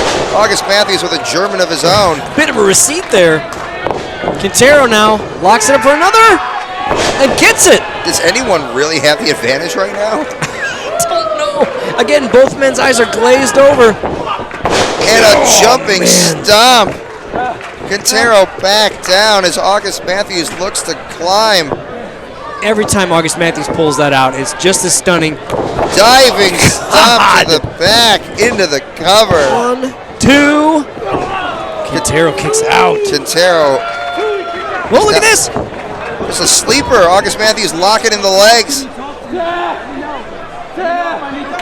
This could be it. A rear naked choke applied. Quintero's trying to roll to find an advantage on the side where he can get something. But Yeah. he's not finding anything, unfortunately. As we all know, jiu-jitsu doesn't work if you just stand up. Unfortunately, I think also Quintero unable to stand up here. Where that is the goal. Oh, he's starting to fade though. Maybe all the way out. Donovan checking. Quintero might be taking a nap right here. Quintero's still in it, according to referee Donovan. Trying to fight out of that sleeper. Somehow fighting up in this. That is tight in there. August Matthews might even be in the hair. But Quintero seeing red. And now he's up. Is he nullifying jiu-jitsu? And that's the ropes. That's into the ropes, you're right. Oh. Look at Quintero adding Oh my God. danger into the equation. Oh man! Ouch! Ouch!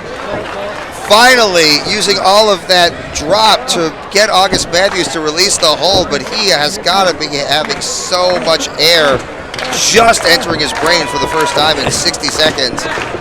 August, it was working, so August going back to it. This might do it, though. It looks like he's not able. Whoa, he straightens up. Hey, it worked last time. Again, Quintero climbing. I mean, why not? Oh, jeez. Oh, jeez. Oh, jeez. Oh, jeez. Oh, jeez. oh man. Hooked up into the fireman's carry. Oh, no. That's one way to get him off, is the fireman's carry dropping his head right into the turnbuckle. That's metal under that pad. Nope. But August Matthews managing to find the foot on the rope. Those shoulders were not coming up, I'm telling you, man. I don't know. I honestly, I don't know if it was him finding the ropes or Quintero missing the fact that his leg was out. Because I think August Matthews is just coming to now. What an absolute maelstrom of offense we've seen throughout this entire match. I have no idea who can. I have no idea. There's just been such hard hitting. What's it going to be that ultimately ends this matchup if this is what's in the middle? What do these two competitors have in their arsenal that can put the other down? Jeez, well, start with a punch to the jaw and see where that gets you. Everyone's got a plan until that happens. Another one. But August Matthews not collapsing. He's getting angry, I think. There's a third. And you can see the look on the face change. There's a bit of a receipt to Quintero. These two in contact as they slug each other. Jeez. Holding hands and exchanging blows. Good Lord, Zach. This is so punishing. August Matthews keeping that distance, making speed. Quintero following up. An uppercut. Absolutely. August right behind him. Back elbow. August knew it was coming. Dumping Quintero to the outside. With speed. Tope Suicida. August smoothly slipping through the second. Uh-oh. Quintero, though, with a tope of his own. No worse for the wear and able to find that tope. Now dumping Matthews back inside. Talk about being inspired by your opponent. Here comes August. Oh, jeez! Front flipping over the top, going over the corner. Quintero thought he was safe. Not the case. Well, this might be to your early point, Jason. Tell me. Both of these men have been working so frequently that it's relatively easy to scout what they do. So maybe they're so well scouted each other that this contest has been what it is. That's an interesting point. A lot of preparation able to be had here. It's Quintero. Oh, jeez! Cannonballs off the top rope. August Matthews and Rafael Quintero are insane. They are taking each other to the limit, and again, Quintero to his feet to drop Matthews back in. I'm looking for turf burns here after that cannonball. Oh, absolutely. These two are nuts. Once again, both competitors find themselves up top. August Matthews scoops a suplex off of there. And he wants something huge here, calling for Quintero to rise to his feet again. I think he's looking for that double stomp. Quintero with a flipping Death Valley driver, finding himself rising to the top of the turnbuckles. As these two have found themselves so frequently in this matchup. Quintero going for frog elbow cover. 2. He gets it. That's the win. Ultimately, a gigantic top rope maneuver, putting August Matthews away. But oh my God, what an impressive contest from these two emerging legends of Chicago wrestling. Absolutely.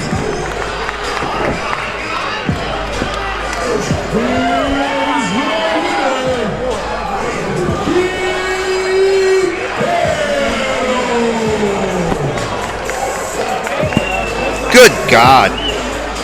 Jesus. Quintero can't even get up to celebrate. I'm not sure August Matthews can get up either. I mean, that adrenaline is what keeps you moving. These two have to be just basically out of it.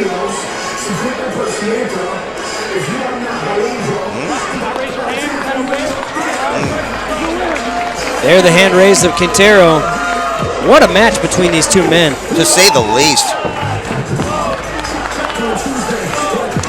That's 5 of them right here.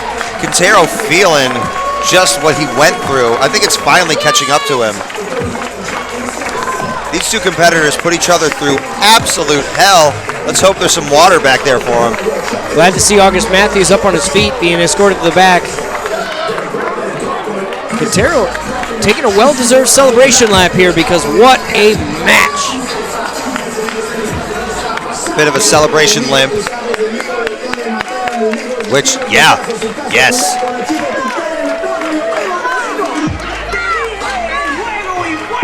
We still got 2 more for you right here. Maybe more. I tend to get surprised. It's the Dome. The Go Dome. The GoPro Dome. The E-GoPro Dome. The following contest is a triple threat match. Love a triple threat match.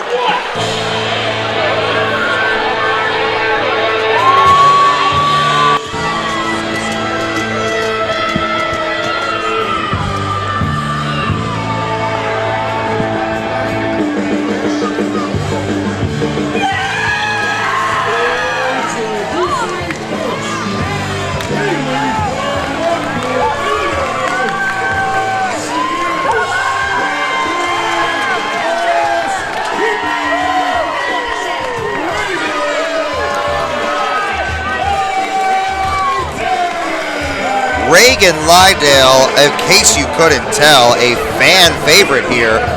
Not just at Ego Pro, but all over the place. She's such a fan favorite to me. You know that pashmina she comes out with? I gave her that. Oh. Fantastic. Did you make it? No, I don't. That implies I have skills. But yeah, Reagan Lydale, the big hoss hippie, 6 feet of fighting fury. That's the First Lady of Lockport there. Peace, love, and pro wrestling. Up against 2 opponents tonight.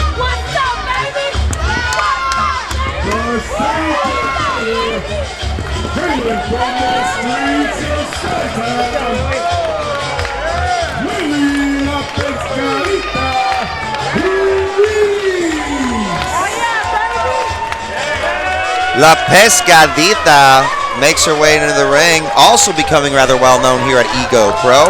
Yes, I was going to say another Ego Pro stalwart. What's a stalwart? Someone who frequently appears and performs, I believe. Cool. Like I know how to use it, but I don't know the definition, you know? But yeah, Lily La Pescadita de Ruiz, an incredible entertainer, an even more incredible high flyer. Managing to beat their third opponent in the singles competition the last time they met. And here they come. That third opponent. Yeah. I mean, they'd better. Right?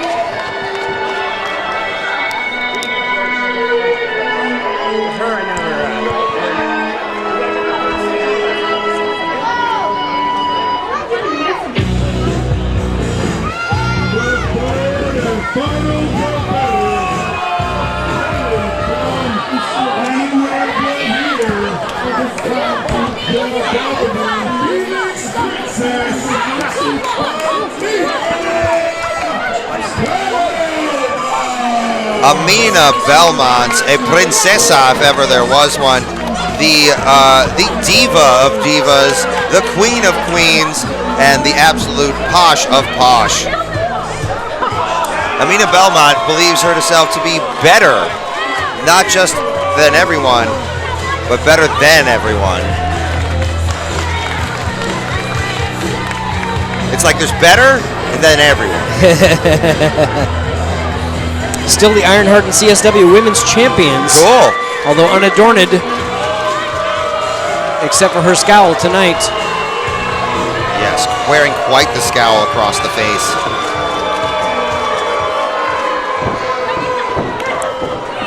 As you can see how the crowd feels about her. Well, she certainly got her work cut out for her tonight. Oh, yes. Looking across the ring at La Pescadita and the Big Hoss Hippie. And the Big Hoss Hippie, of course, is the real one you really got to watch here.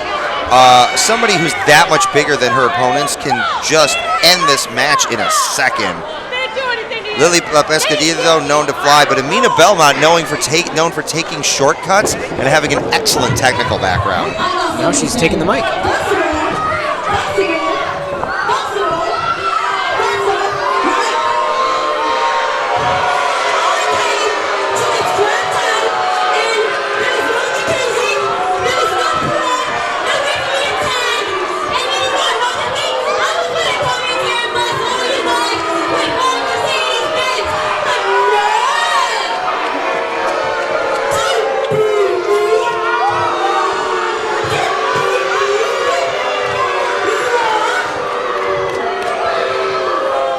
Feel it?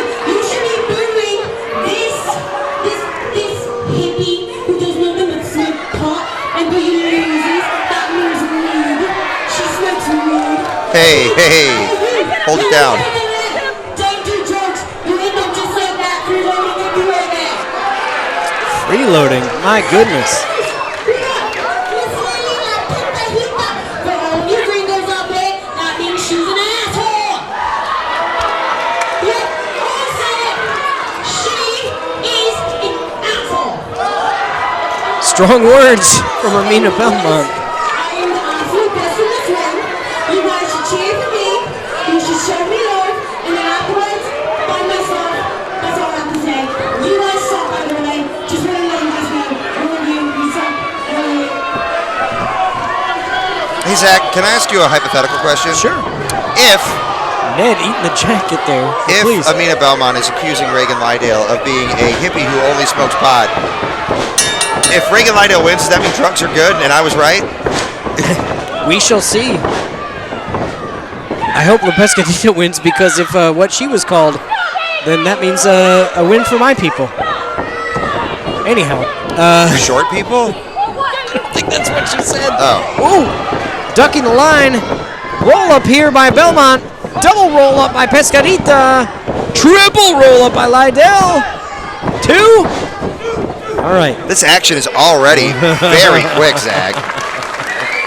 You said it. And as much as... Look at Amina. She looks disgusted.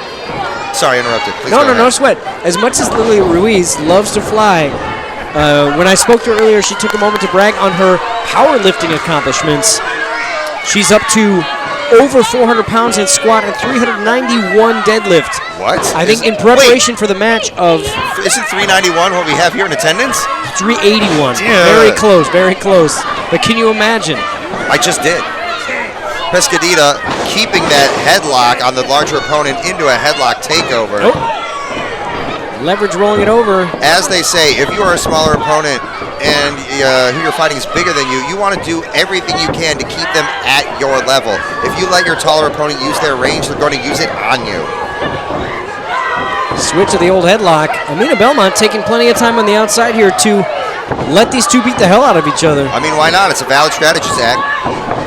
You said it. Maybe come in and vulture up some spoils. Pescadita sent to the corner and a huge forearm to the throat. Sent to the other corner. Here comes Lydell. And here's that whipping wheel kick into the bulldog.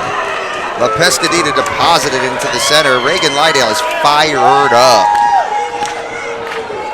Lily Ruiz, I thought she was going to roll to the outside there, but then saw Belmont and I think thought better of it. Here Good comes point.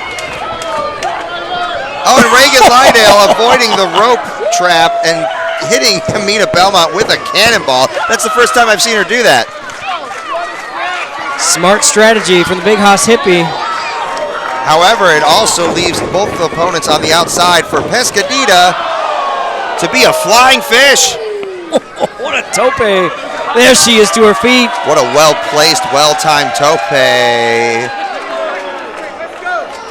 Got Belmont by the hair and sends her back into the ring. It does La Pescadita. Amina Belmont back in the ring for the first time in a minute. I mean in this match, not like in general. As Back elbow. scouted there. Ruiz running back in. Oh, man. A nifty maneuver. Those educated feet of Amina Belmont. They went to finishing school, those feet. Well, right now she's got the braids of Ruiz. Jawbreaker. Ruiz hooks up Belmont. A snap suplex. Uno. Here comes Dos. Are we going to see the Tres Amigas? Yeah. It'll live forever, baby. Going up. Look at that power, as you mentioned, for Pescadita, including the striation on those traps. Trap, shoulders, dorsi, big suplex, cover. That might have gone if Lydell hadn't broken it up. Absolutely. Once you get held up in that suplex for so long, all the blood running to your head. When you hit the ground, you get dizzy for a while. Look at that. Speaking of power. You're not kidding. The Big Hoss Hippie finds a huge slam for Lily Ruiz. Misses with that leg drop, though. That's a lot of leg to drop. Goodness gracious. Is she biting? I mean, she's got very expensive dental work over the years. You got to get your good use out of it. Her teeth bright white and made for bite. As a flatliner drops Reagan Lydale, and Amina Belmont looking to take advantage on her other opponent as well.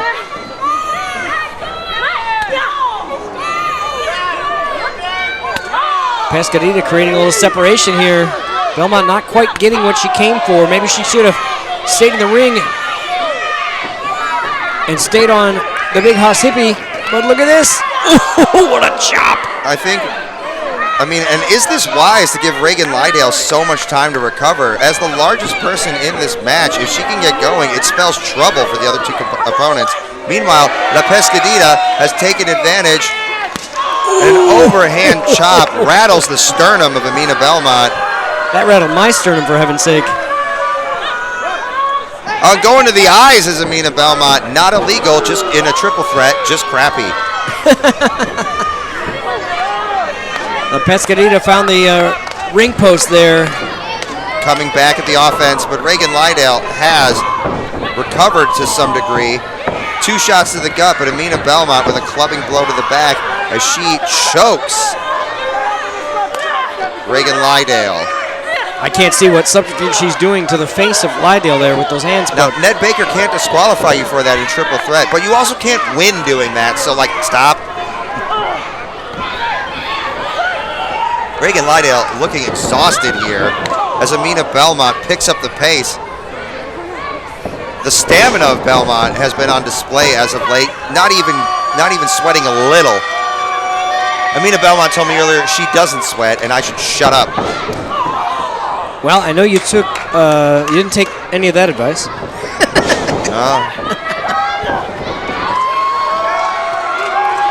You want to shut me up, you got to talk about something smart.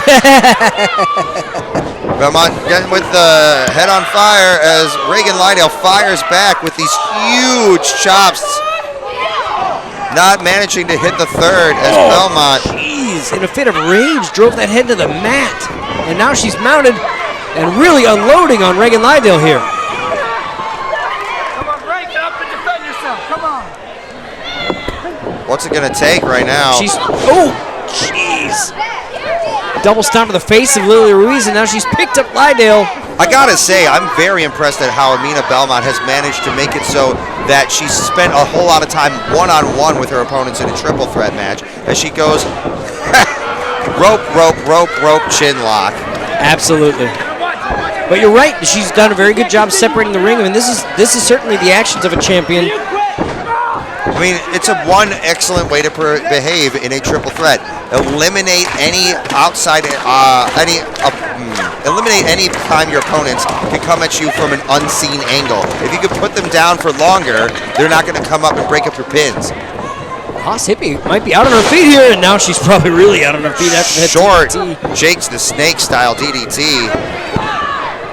Pescadita breaking up the 1 count, now getting in the face of Belmont and unloading some rights.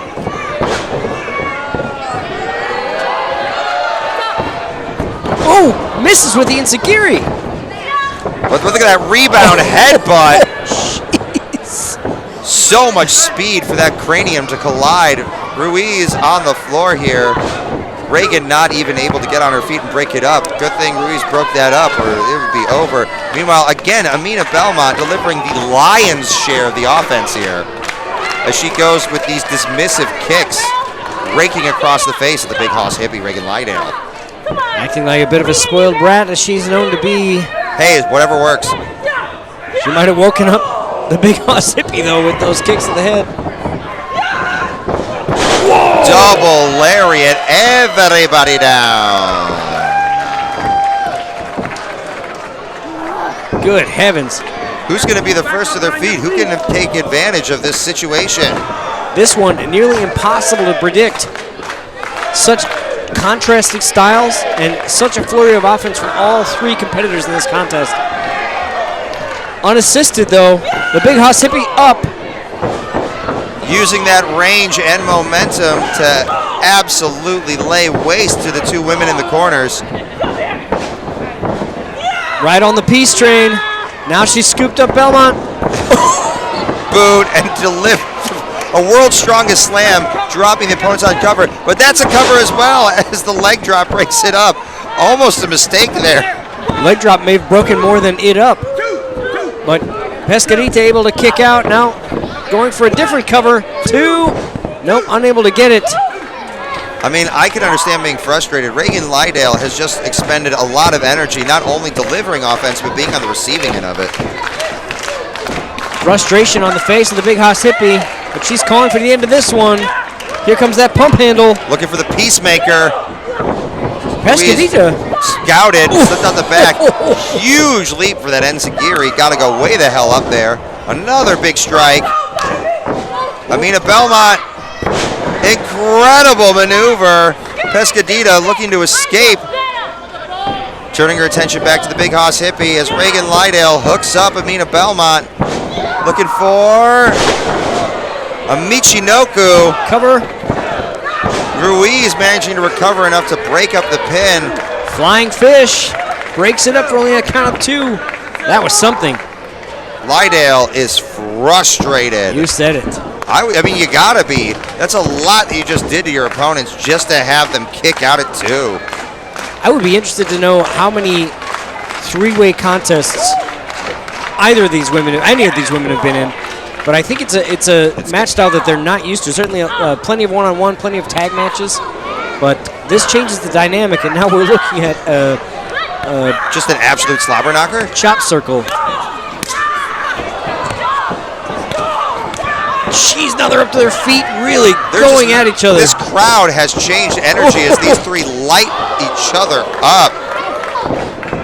So much noise. Spine buster. What a spine buster. Now the straps are down. That's how you know she's serious. Pounce. Yes. A serious pounce sending Ruiz out of the ring. Here comes the big Haas Hippie. Looking for that Peacemaker. Up, down. The Peacemaker delivered into the high stack cover. Gets it. Look at that. The big Haas Hippie with a big Haas win. Taking it all the way into summertime. It's festival season.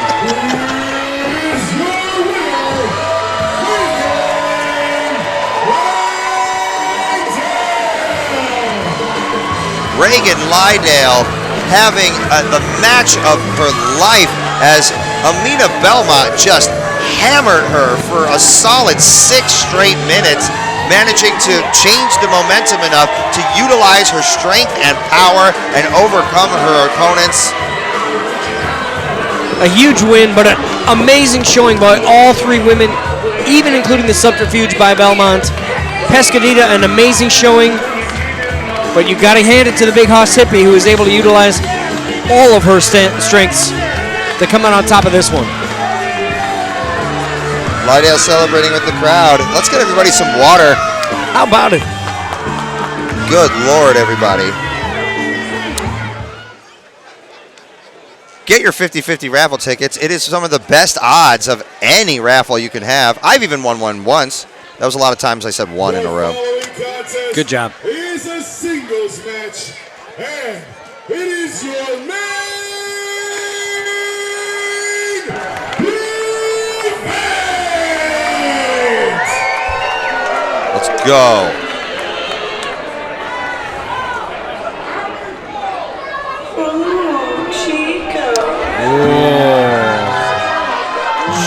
Chico Caliente Suave. The boy, hot and soft, I translated. And there he is. Hot and smooth.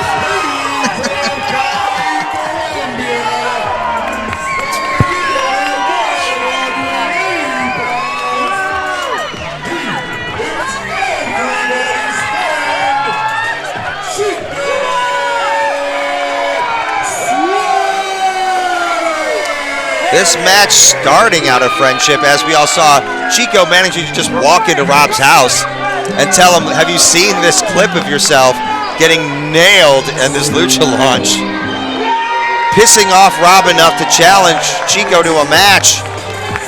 Everybody's friend looking to come up on top. He, of course, along with Coda and Alfonso, have hot sauces.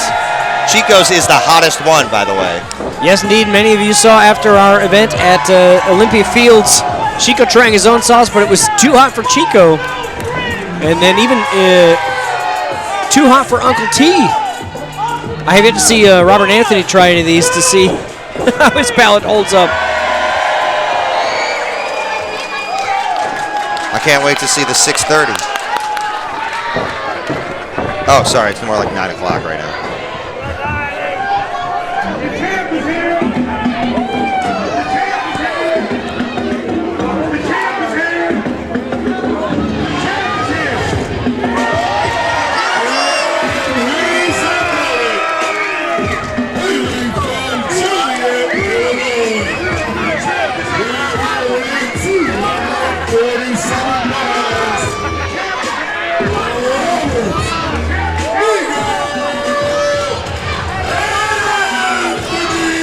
.247.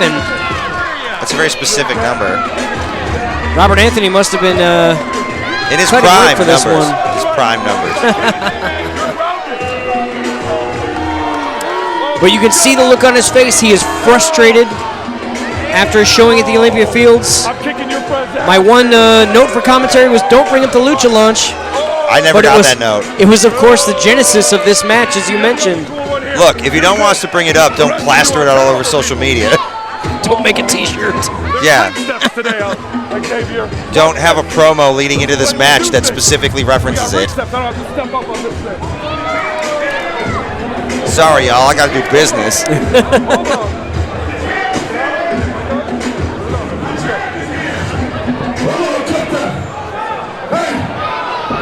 Hey. We're not Joliet. All you Shoreward people are the worst. And it starts with these kids right here. As soon as I get done beating up Chico, I'm beating up you. I'm slapping you. I'm kicking you in the face. You're my kid and you're grounded. All of you can get it. I mean, I guess that's one way to get rid of all your goodwill. Chico, listen. They may love you, but when I beat you today, it doesn't say Chico Pro on the curtain. Chico, it could. You are fired.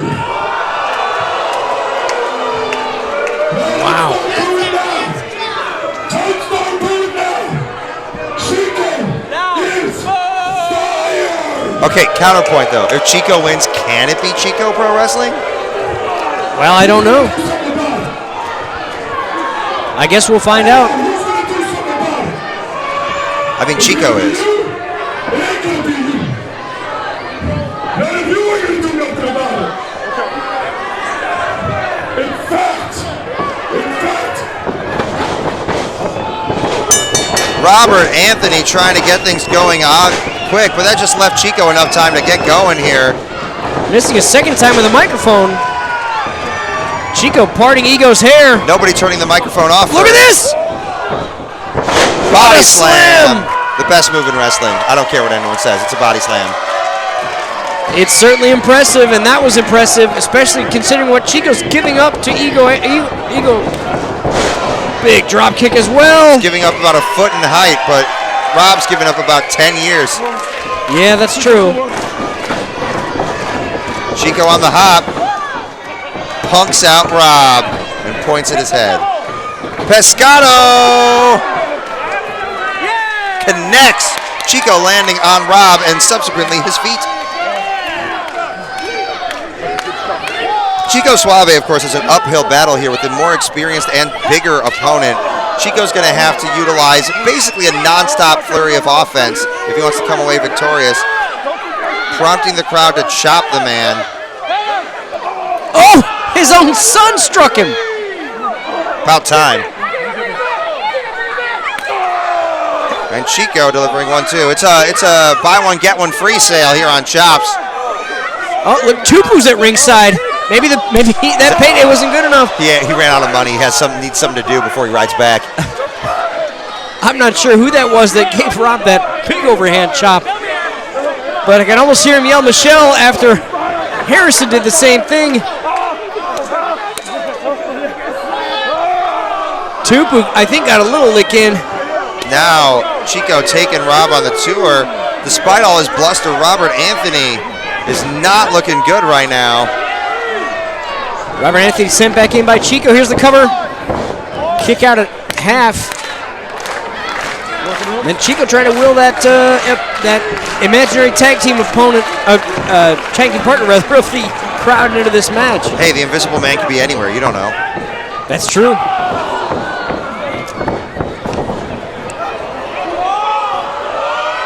And Precarious. Chico going old school. Rounding the corner, getting ready for baseball season. I love second base in it. Third base, look at this.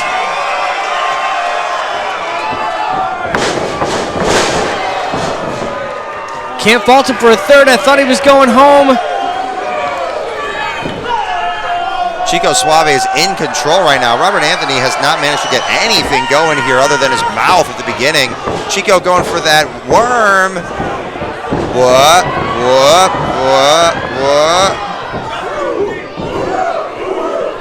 Worm delivered. Robert Anthony looks like he's regretting waking up this morning. Hey, aren't we all? Robert Anthony reaching for the ropes. I mean, Chico Suave. I'm sorry. No, please. Chico Suave is applying a lot of offense right now, but Robert Anthony seems to be conserving his energy to make sure he stays in this one. Either that or he just can't get anything going. Meanwhile, there goes Rob. Elbow to the back, shoved at the referee. Robert Anthony making space and driving through with a big boot. Please continue, Zach. I am sorry. No sweat. That Chico slam might have ended the match had it connected. But Robert Anthony had it scouted. Or at least had it scouted enough to send Chico into the referee, or nearly. Yes. There's a receipt for that slam by our boss.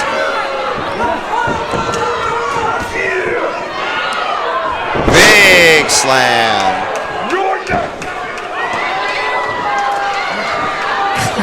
Robert just pointed at his own son and said, "You're due for one of these as well." The tone and the momentum has shifted. It has indeed. Robert Anthony spending some time getting in the face of the fans that might have done him wrong when he was being held. wisely not chopping the crowd back. They will jump the barricade. There are some certified killers in this crowd. We are in Shorewood. Shorewood, of course, known for their assassins, I guess. Kick to the kidney of Chico. And now a big blow from Robert Anthony. Big left, here comes another, oh, that's a chop. Folding up Chico. Robert Anthony using this portion to catch his breath and resume a pace that is more beneficial to himself. Picked up Chico, I think, by his ears, and now got that throat draped over the ropes.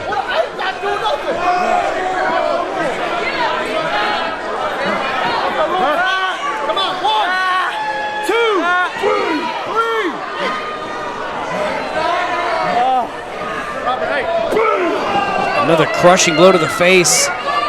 It's just punishment from here.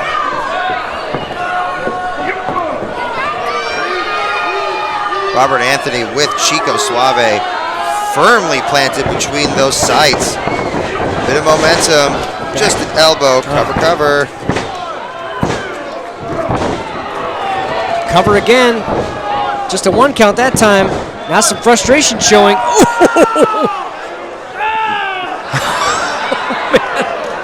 Everybody's friend not wanting to be Robert Anthony's friend right now. That is true. It's essentially the counter argument of Chico Suave.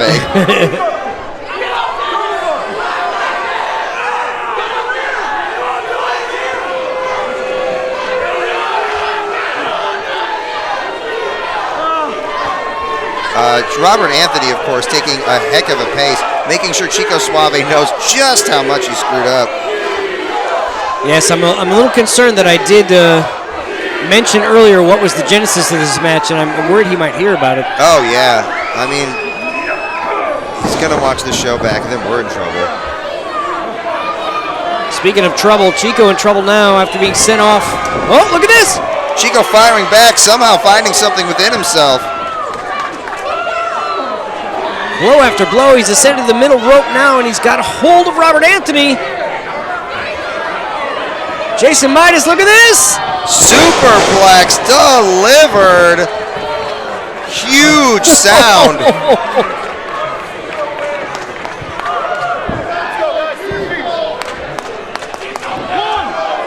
Listen to that crowd. They are behind the young man.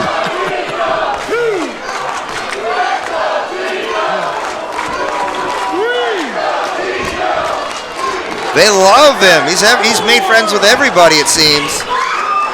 You said it. Robert Anthony, though, also rolling back to life here. Chico's got to really capitalize on the damage that he's done. Because it certainly doesn't bode well for anybody if Robert Anthony makes it back to his feet first. But both men rising at about the same time. Chico's able to get some speed first as Robert Anthony is struggling. Uppercut, swept out. Chico Suave going for his world famous cannonball. What a cannonball. Pulling Anthony out in the middle of the ring. There's a cover. Whoa. Kick out at 2. That is the slowest kick out that Robert Anthony has done so far. We can see what is happening to the experienced opponent. Chico Suave wanted something big here, though. He might be looking for that Chico Slam. But needing to yoke up Robert Anthony, who's slow to rise. Just dragging dead weight there as Robert Anthony drops his center of gravity. Drops a big elbow on the back of the head of Chico Suave as well. Oh, look at this! Up anyway. Robert Anthony managing to keep that down, though, with a series of clubbing blows. Oh, another rising boot. Easier when you're tall. Oh, looking up. No. Mandalorian driver. Cover. 2. Kick out. Very few people in the world I'm not have much kicked of out of that Mandalorian driver. You said it. I'm not much of a lip reader, but Robert Anthony cannot believe it. That said, if I was Robert Anthony, I'd be just going for that cover again. Chico Suave cannot have a lot left in the tank after taking one of the most devastating moves in professional wrestling. Absolutely, and with the difference in size there, you saw Robert Anthony do that leap that makes it all the more punishing, just like he did to Saban Gage last month, but now Ego trying to silence the fans. Takes the offense to Chico. Chico sweeps underneath. Stunner! Rob is literally stunned. Chico with an F5 cover. 2. He gets it! Chico Oh my God! Suave. It's Chico Pro Wrestling, everybody. It might be. Robert Anthony unable to recover from all of that offense.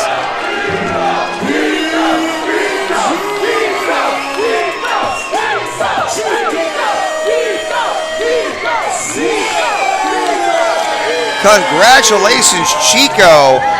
Nobody more surprised than Robert Anthony. This was an uphill battle when this match was declared. Robert Anthony coming in with all the fury, all the anger, but Chico Suave with the perseverance and the relentless offense managing to take one away with a massive F5. Absolutely, Jason Midas. They say iron sharpens iron, and you saw Chico rise to the occasion here. No, no, no! But Robert Anthony is having none of it, attacking the young man after the match. The referee trying to get a hold of it, but Robert Anthony is a scary man who flings the referee off of himself just to deliver more stomps to the face of Chico Suave. Oh! Referee Brian Allen taking an absolute haymaker to the face. Robert Anthony standing over the bodies. What's he looking for? There's nothing under the ring but wood, boards. Oh no! Oh, he's got, what is that? It's a big ass piece of plywood. Or even thicker. I can't tell what type of wood it is from here, but either way, it's a problem for everybody nearby. Definitely a problem for the two prone men in the ring. Especially Chico Suave, who has drawn the ire of Robert Ego Anthony. His ego might be bruised, he might be bruised, but he's going to make Chico bloody if this goes forward. I don't like the look in Robert Anthony's eyes here, Jason Midas. Nobody does. This could be the end of Chico Suave's career. Somebody stop this. Gunner Brave running in. Maybe just enough of a distraction here to get Chico out of trouble. Cole Laxmana, spear! Coming to the rescue. Gunner Brave too, look at that! Stop! Straight out of Iowa. Now who's in trouble? Oh, look at this, Brian Allen! Stunner! Revenge is sweet for the Stripes. As they check on Chico Suave, who did not deserve to have all of that as the victor. It's now 4 against 1. Robert Anthony has made his own bed. It's time to lie in it. No. Chico, don't do something you can't take back here, bud. It's like Chekhov's Suave in this case. Everybody, and I mean everybody in this room, wants to see some comeuppance for Robert Ego Anthony right here. Laxmana hauling Anthony to his feet. Up. Oh, look, Gunner Brave's gonna do the honors. I think we're going for a quadruple power bomb. Oh! Robert Anthony in shambles. Chico's calling for a microphone.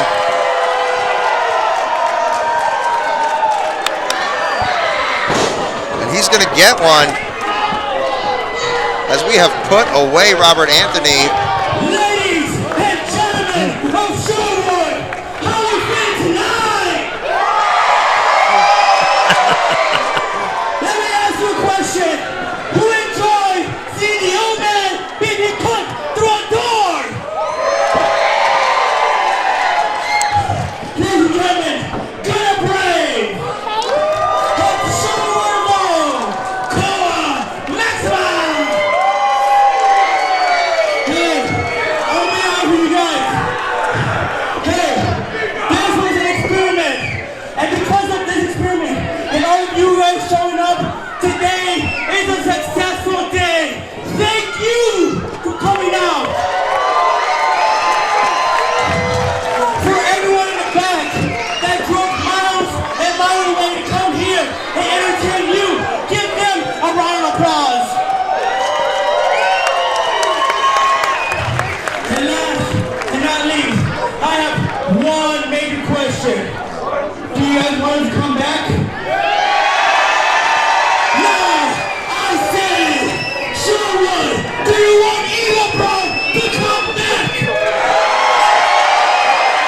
We have the answer. And a count of 3, let's go to 10. Ego Pro, ready? 1, 2, 3. Ego Pro! Ego Pro! Ego Pro! Ego Pro! You guys are the live and beautiful sisters. Thank you guys so much. Get up there. Chico said it better than I could, so I'll make this short. For everybody here at Ego Pro Wrestling, thank you for joining us once again on the broadcast, and congratulations to everyone involved. I'm the King of Clubs, Jason Midas. And I'm Zach Thompson. Thank you so much for joining us. Good night.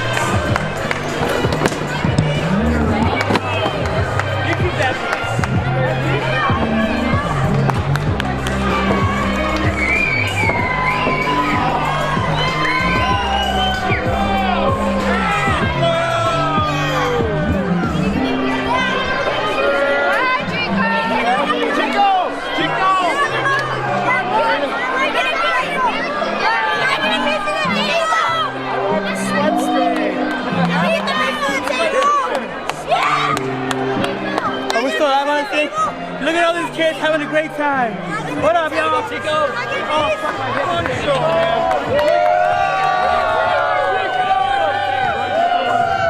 Thank y'all so much. Let's go see if we can find my dad. He's out here somewhere. I will find him later.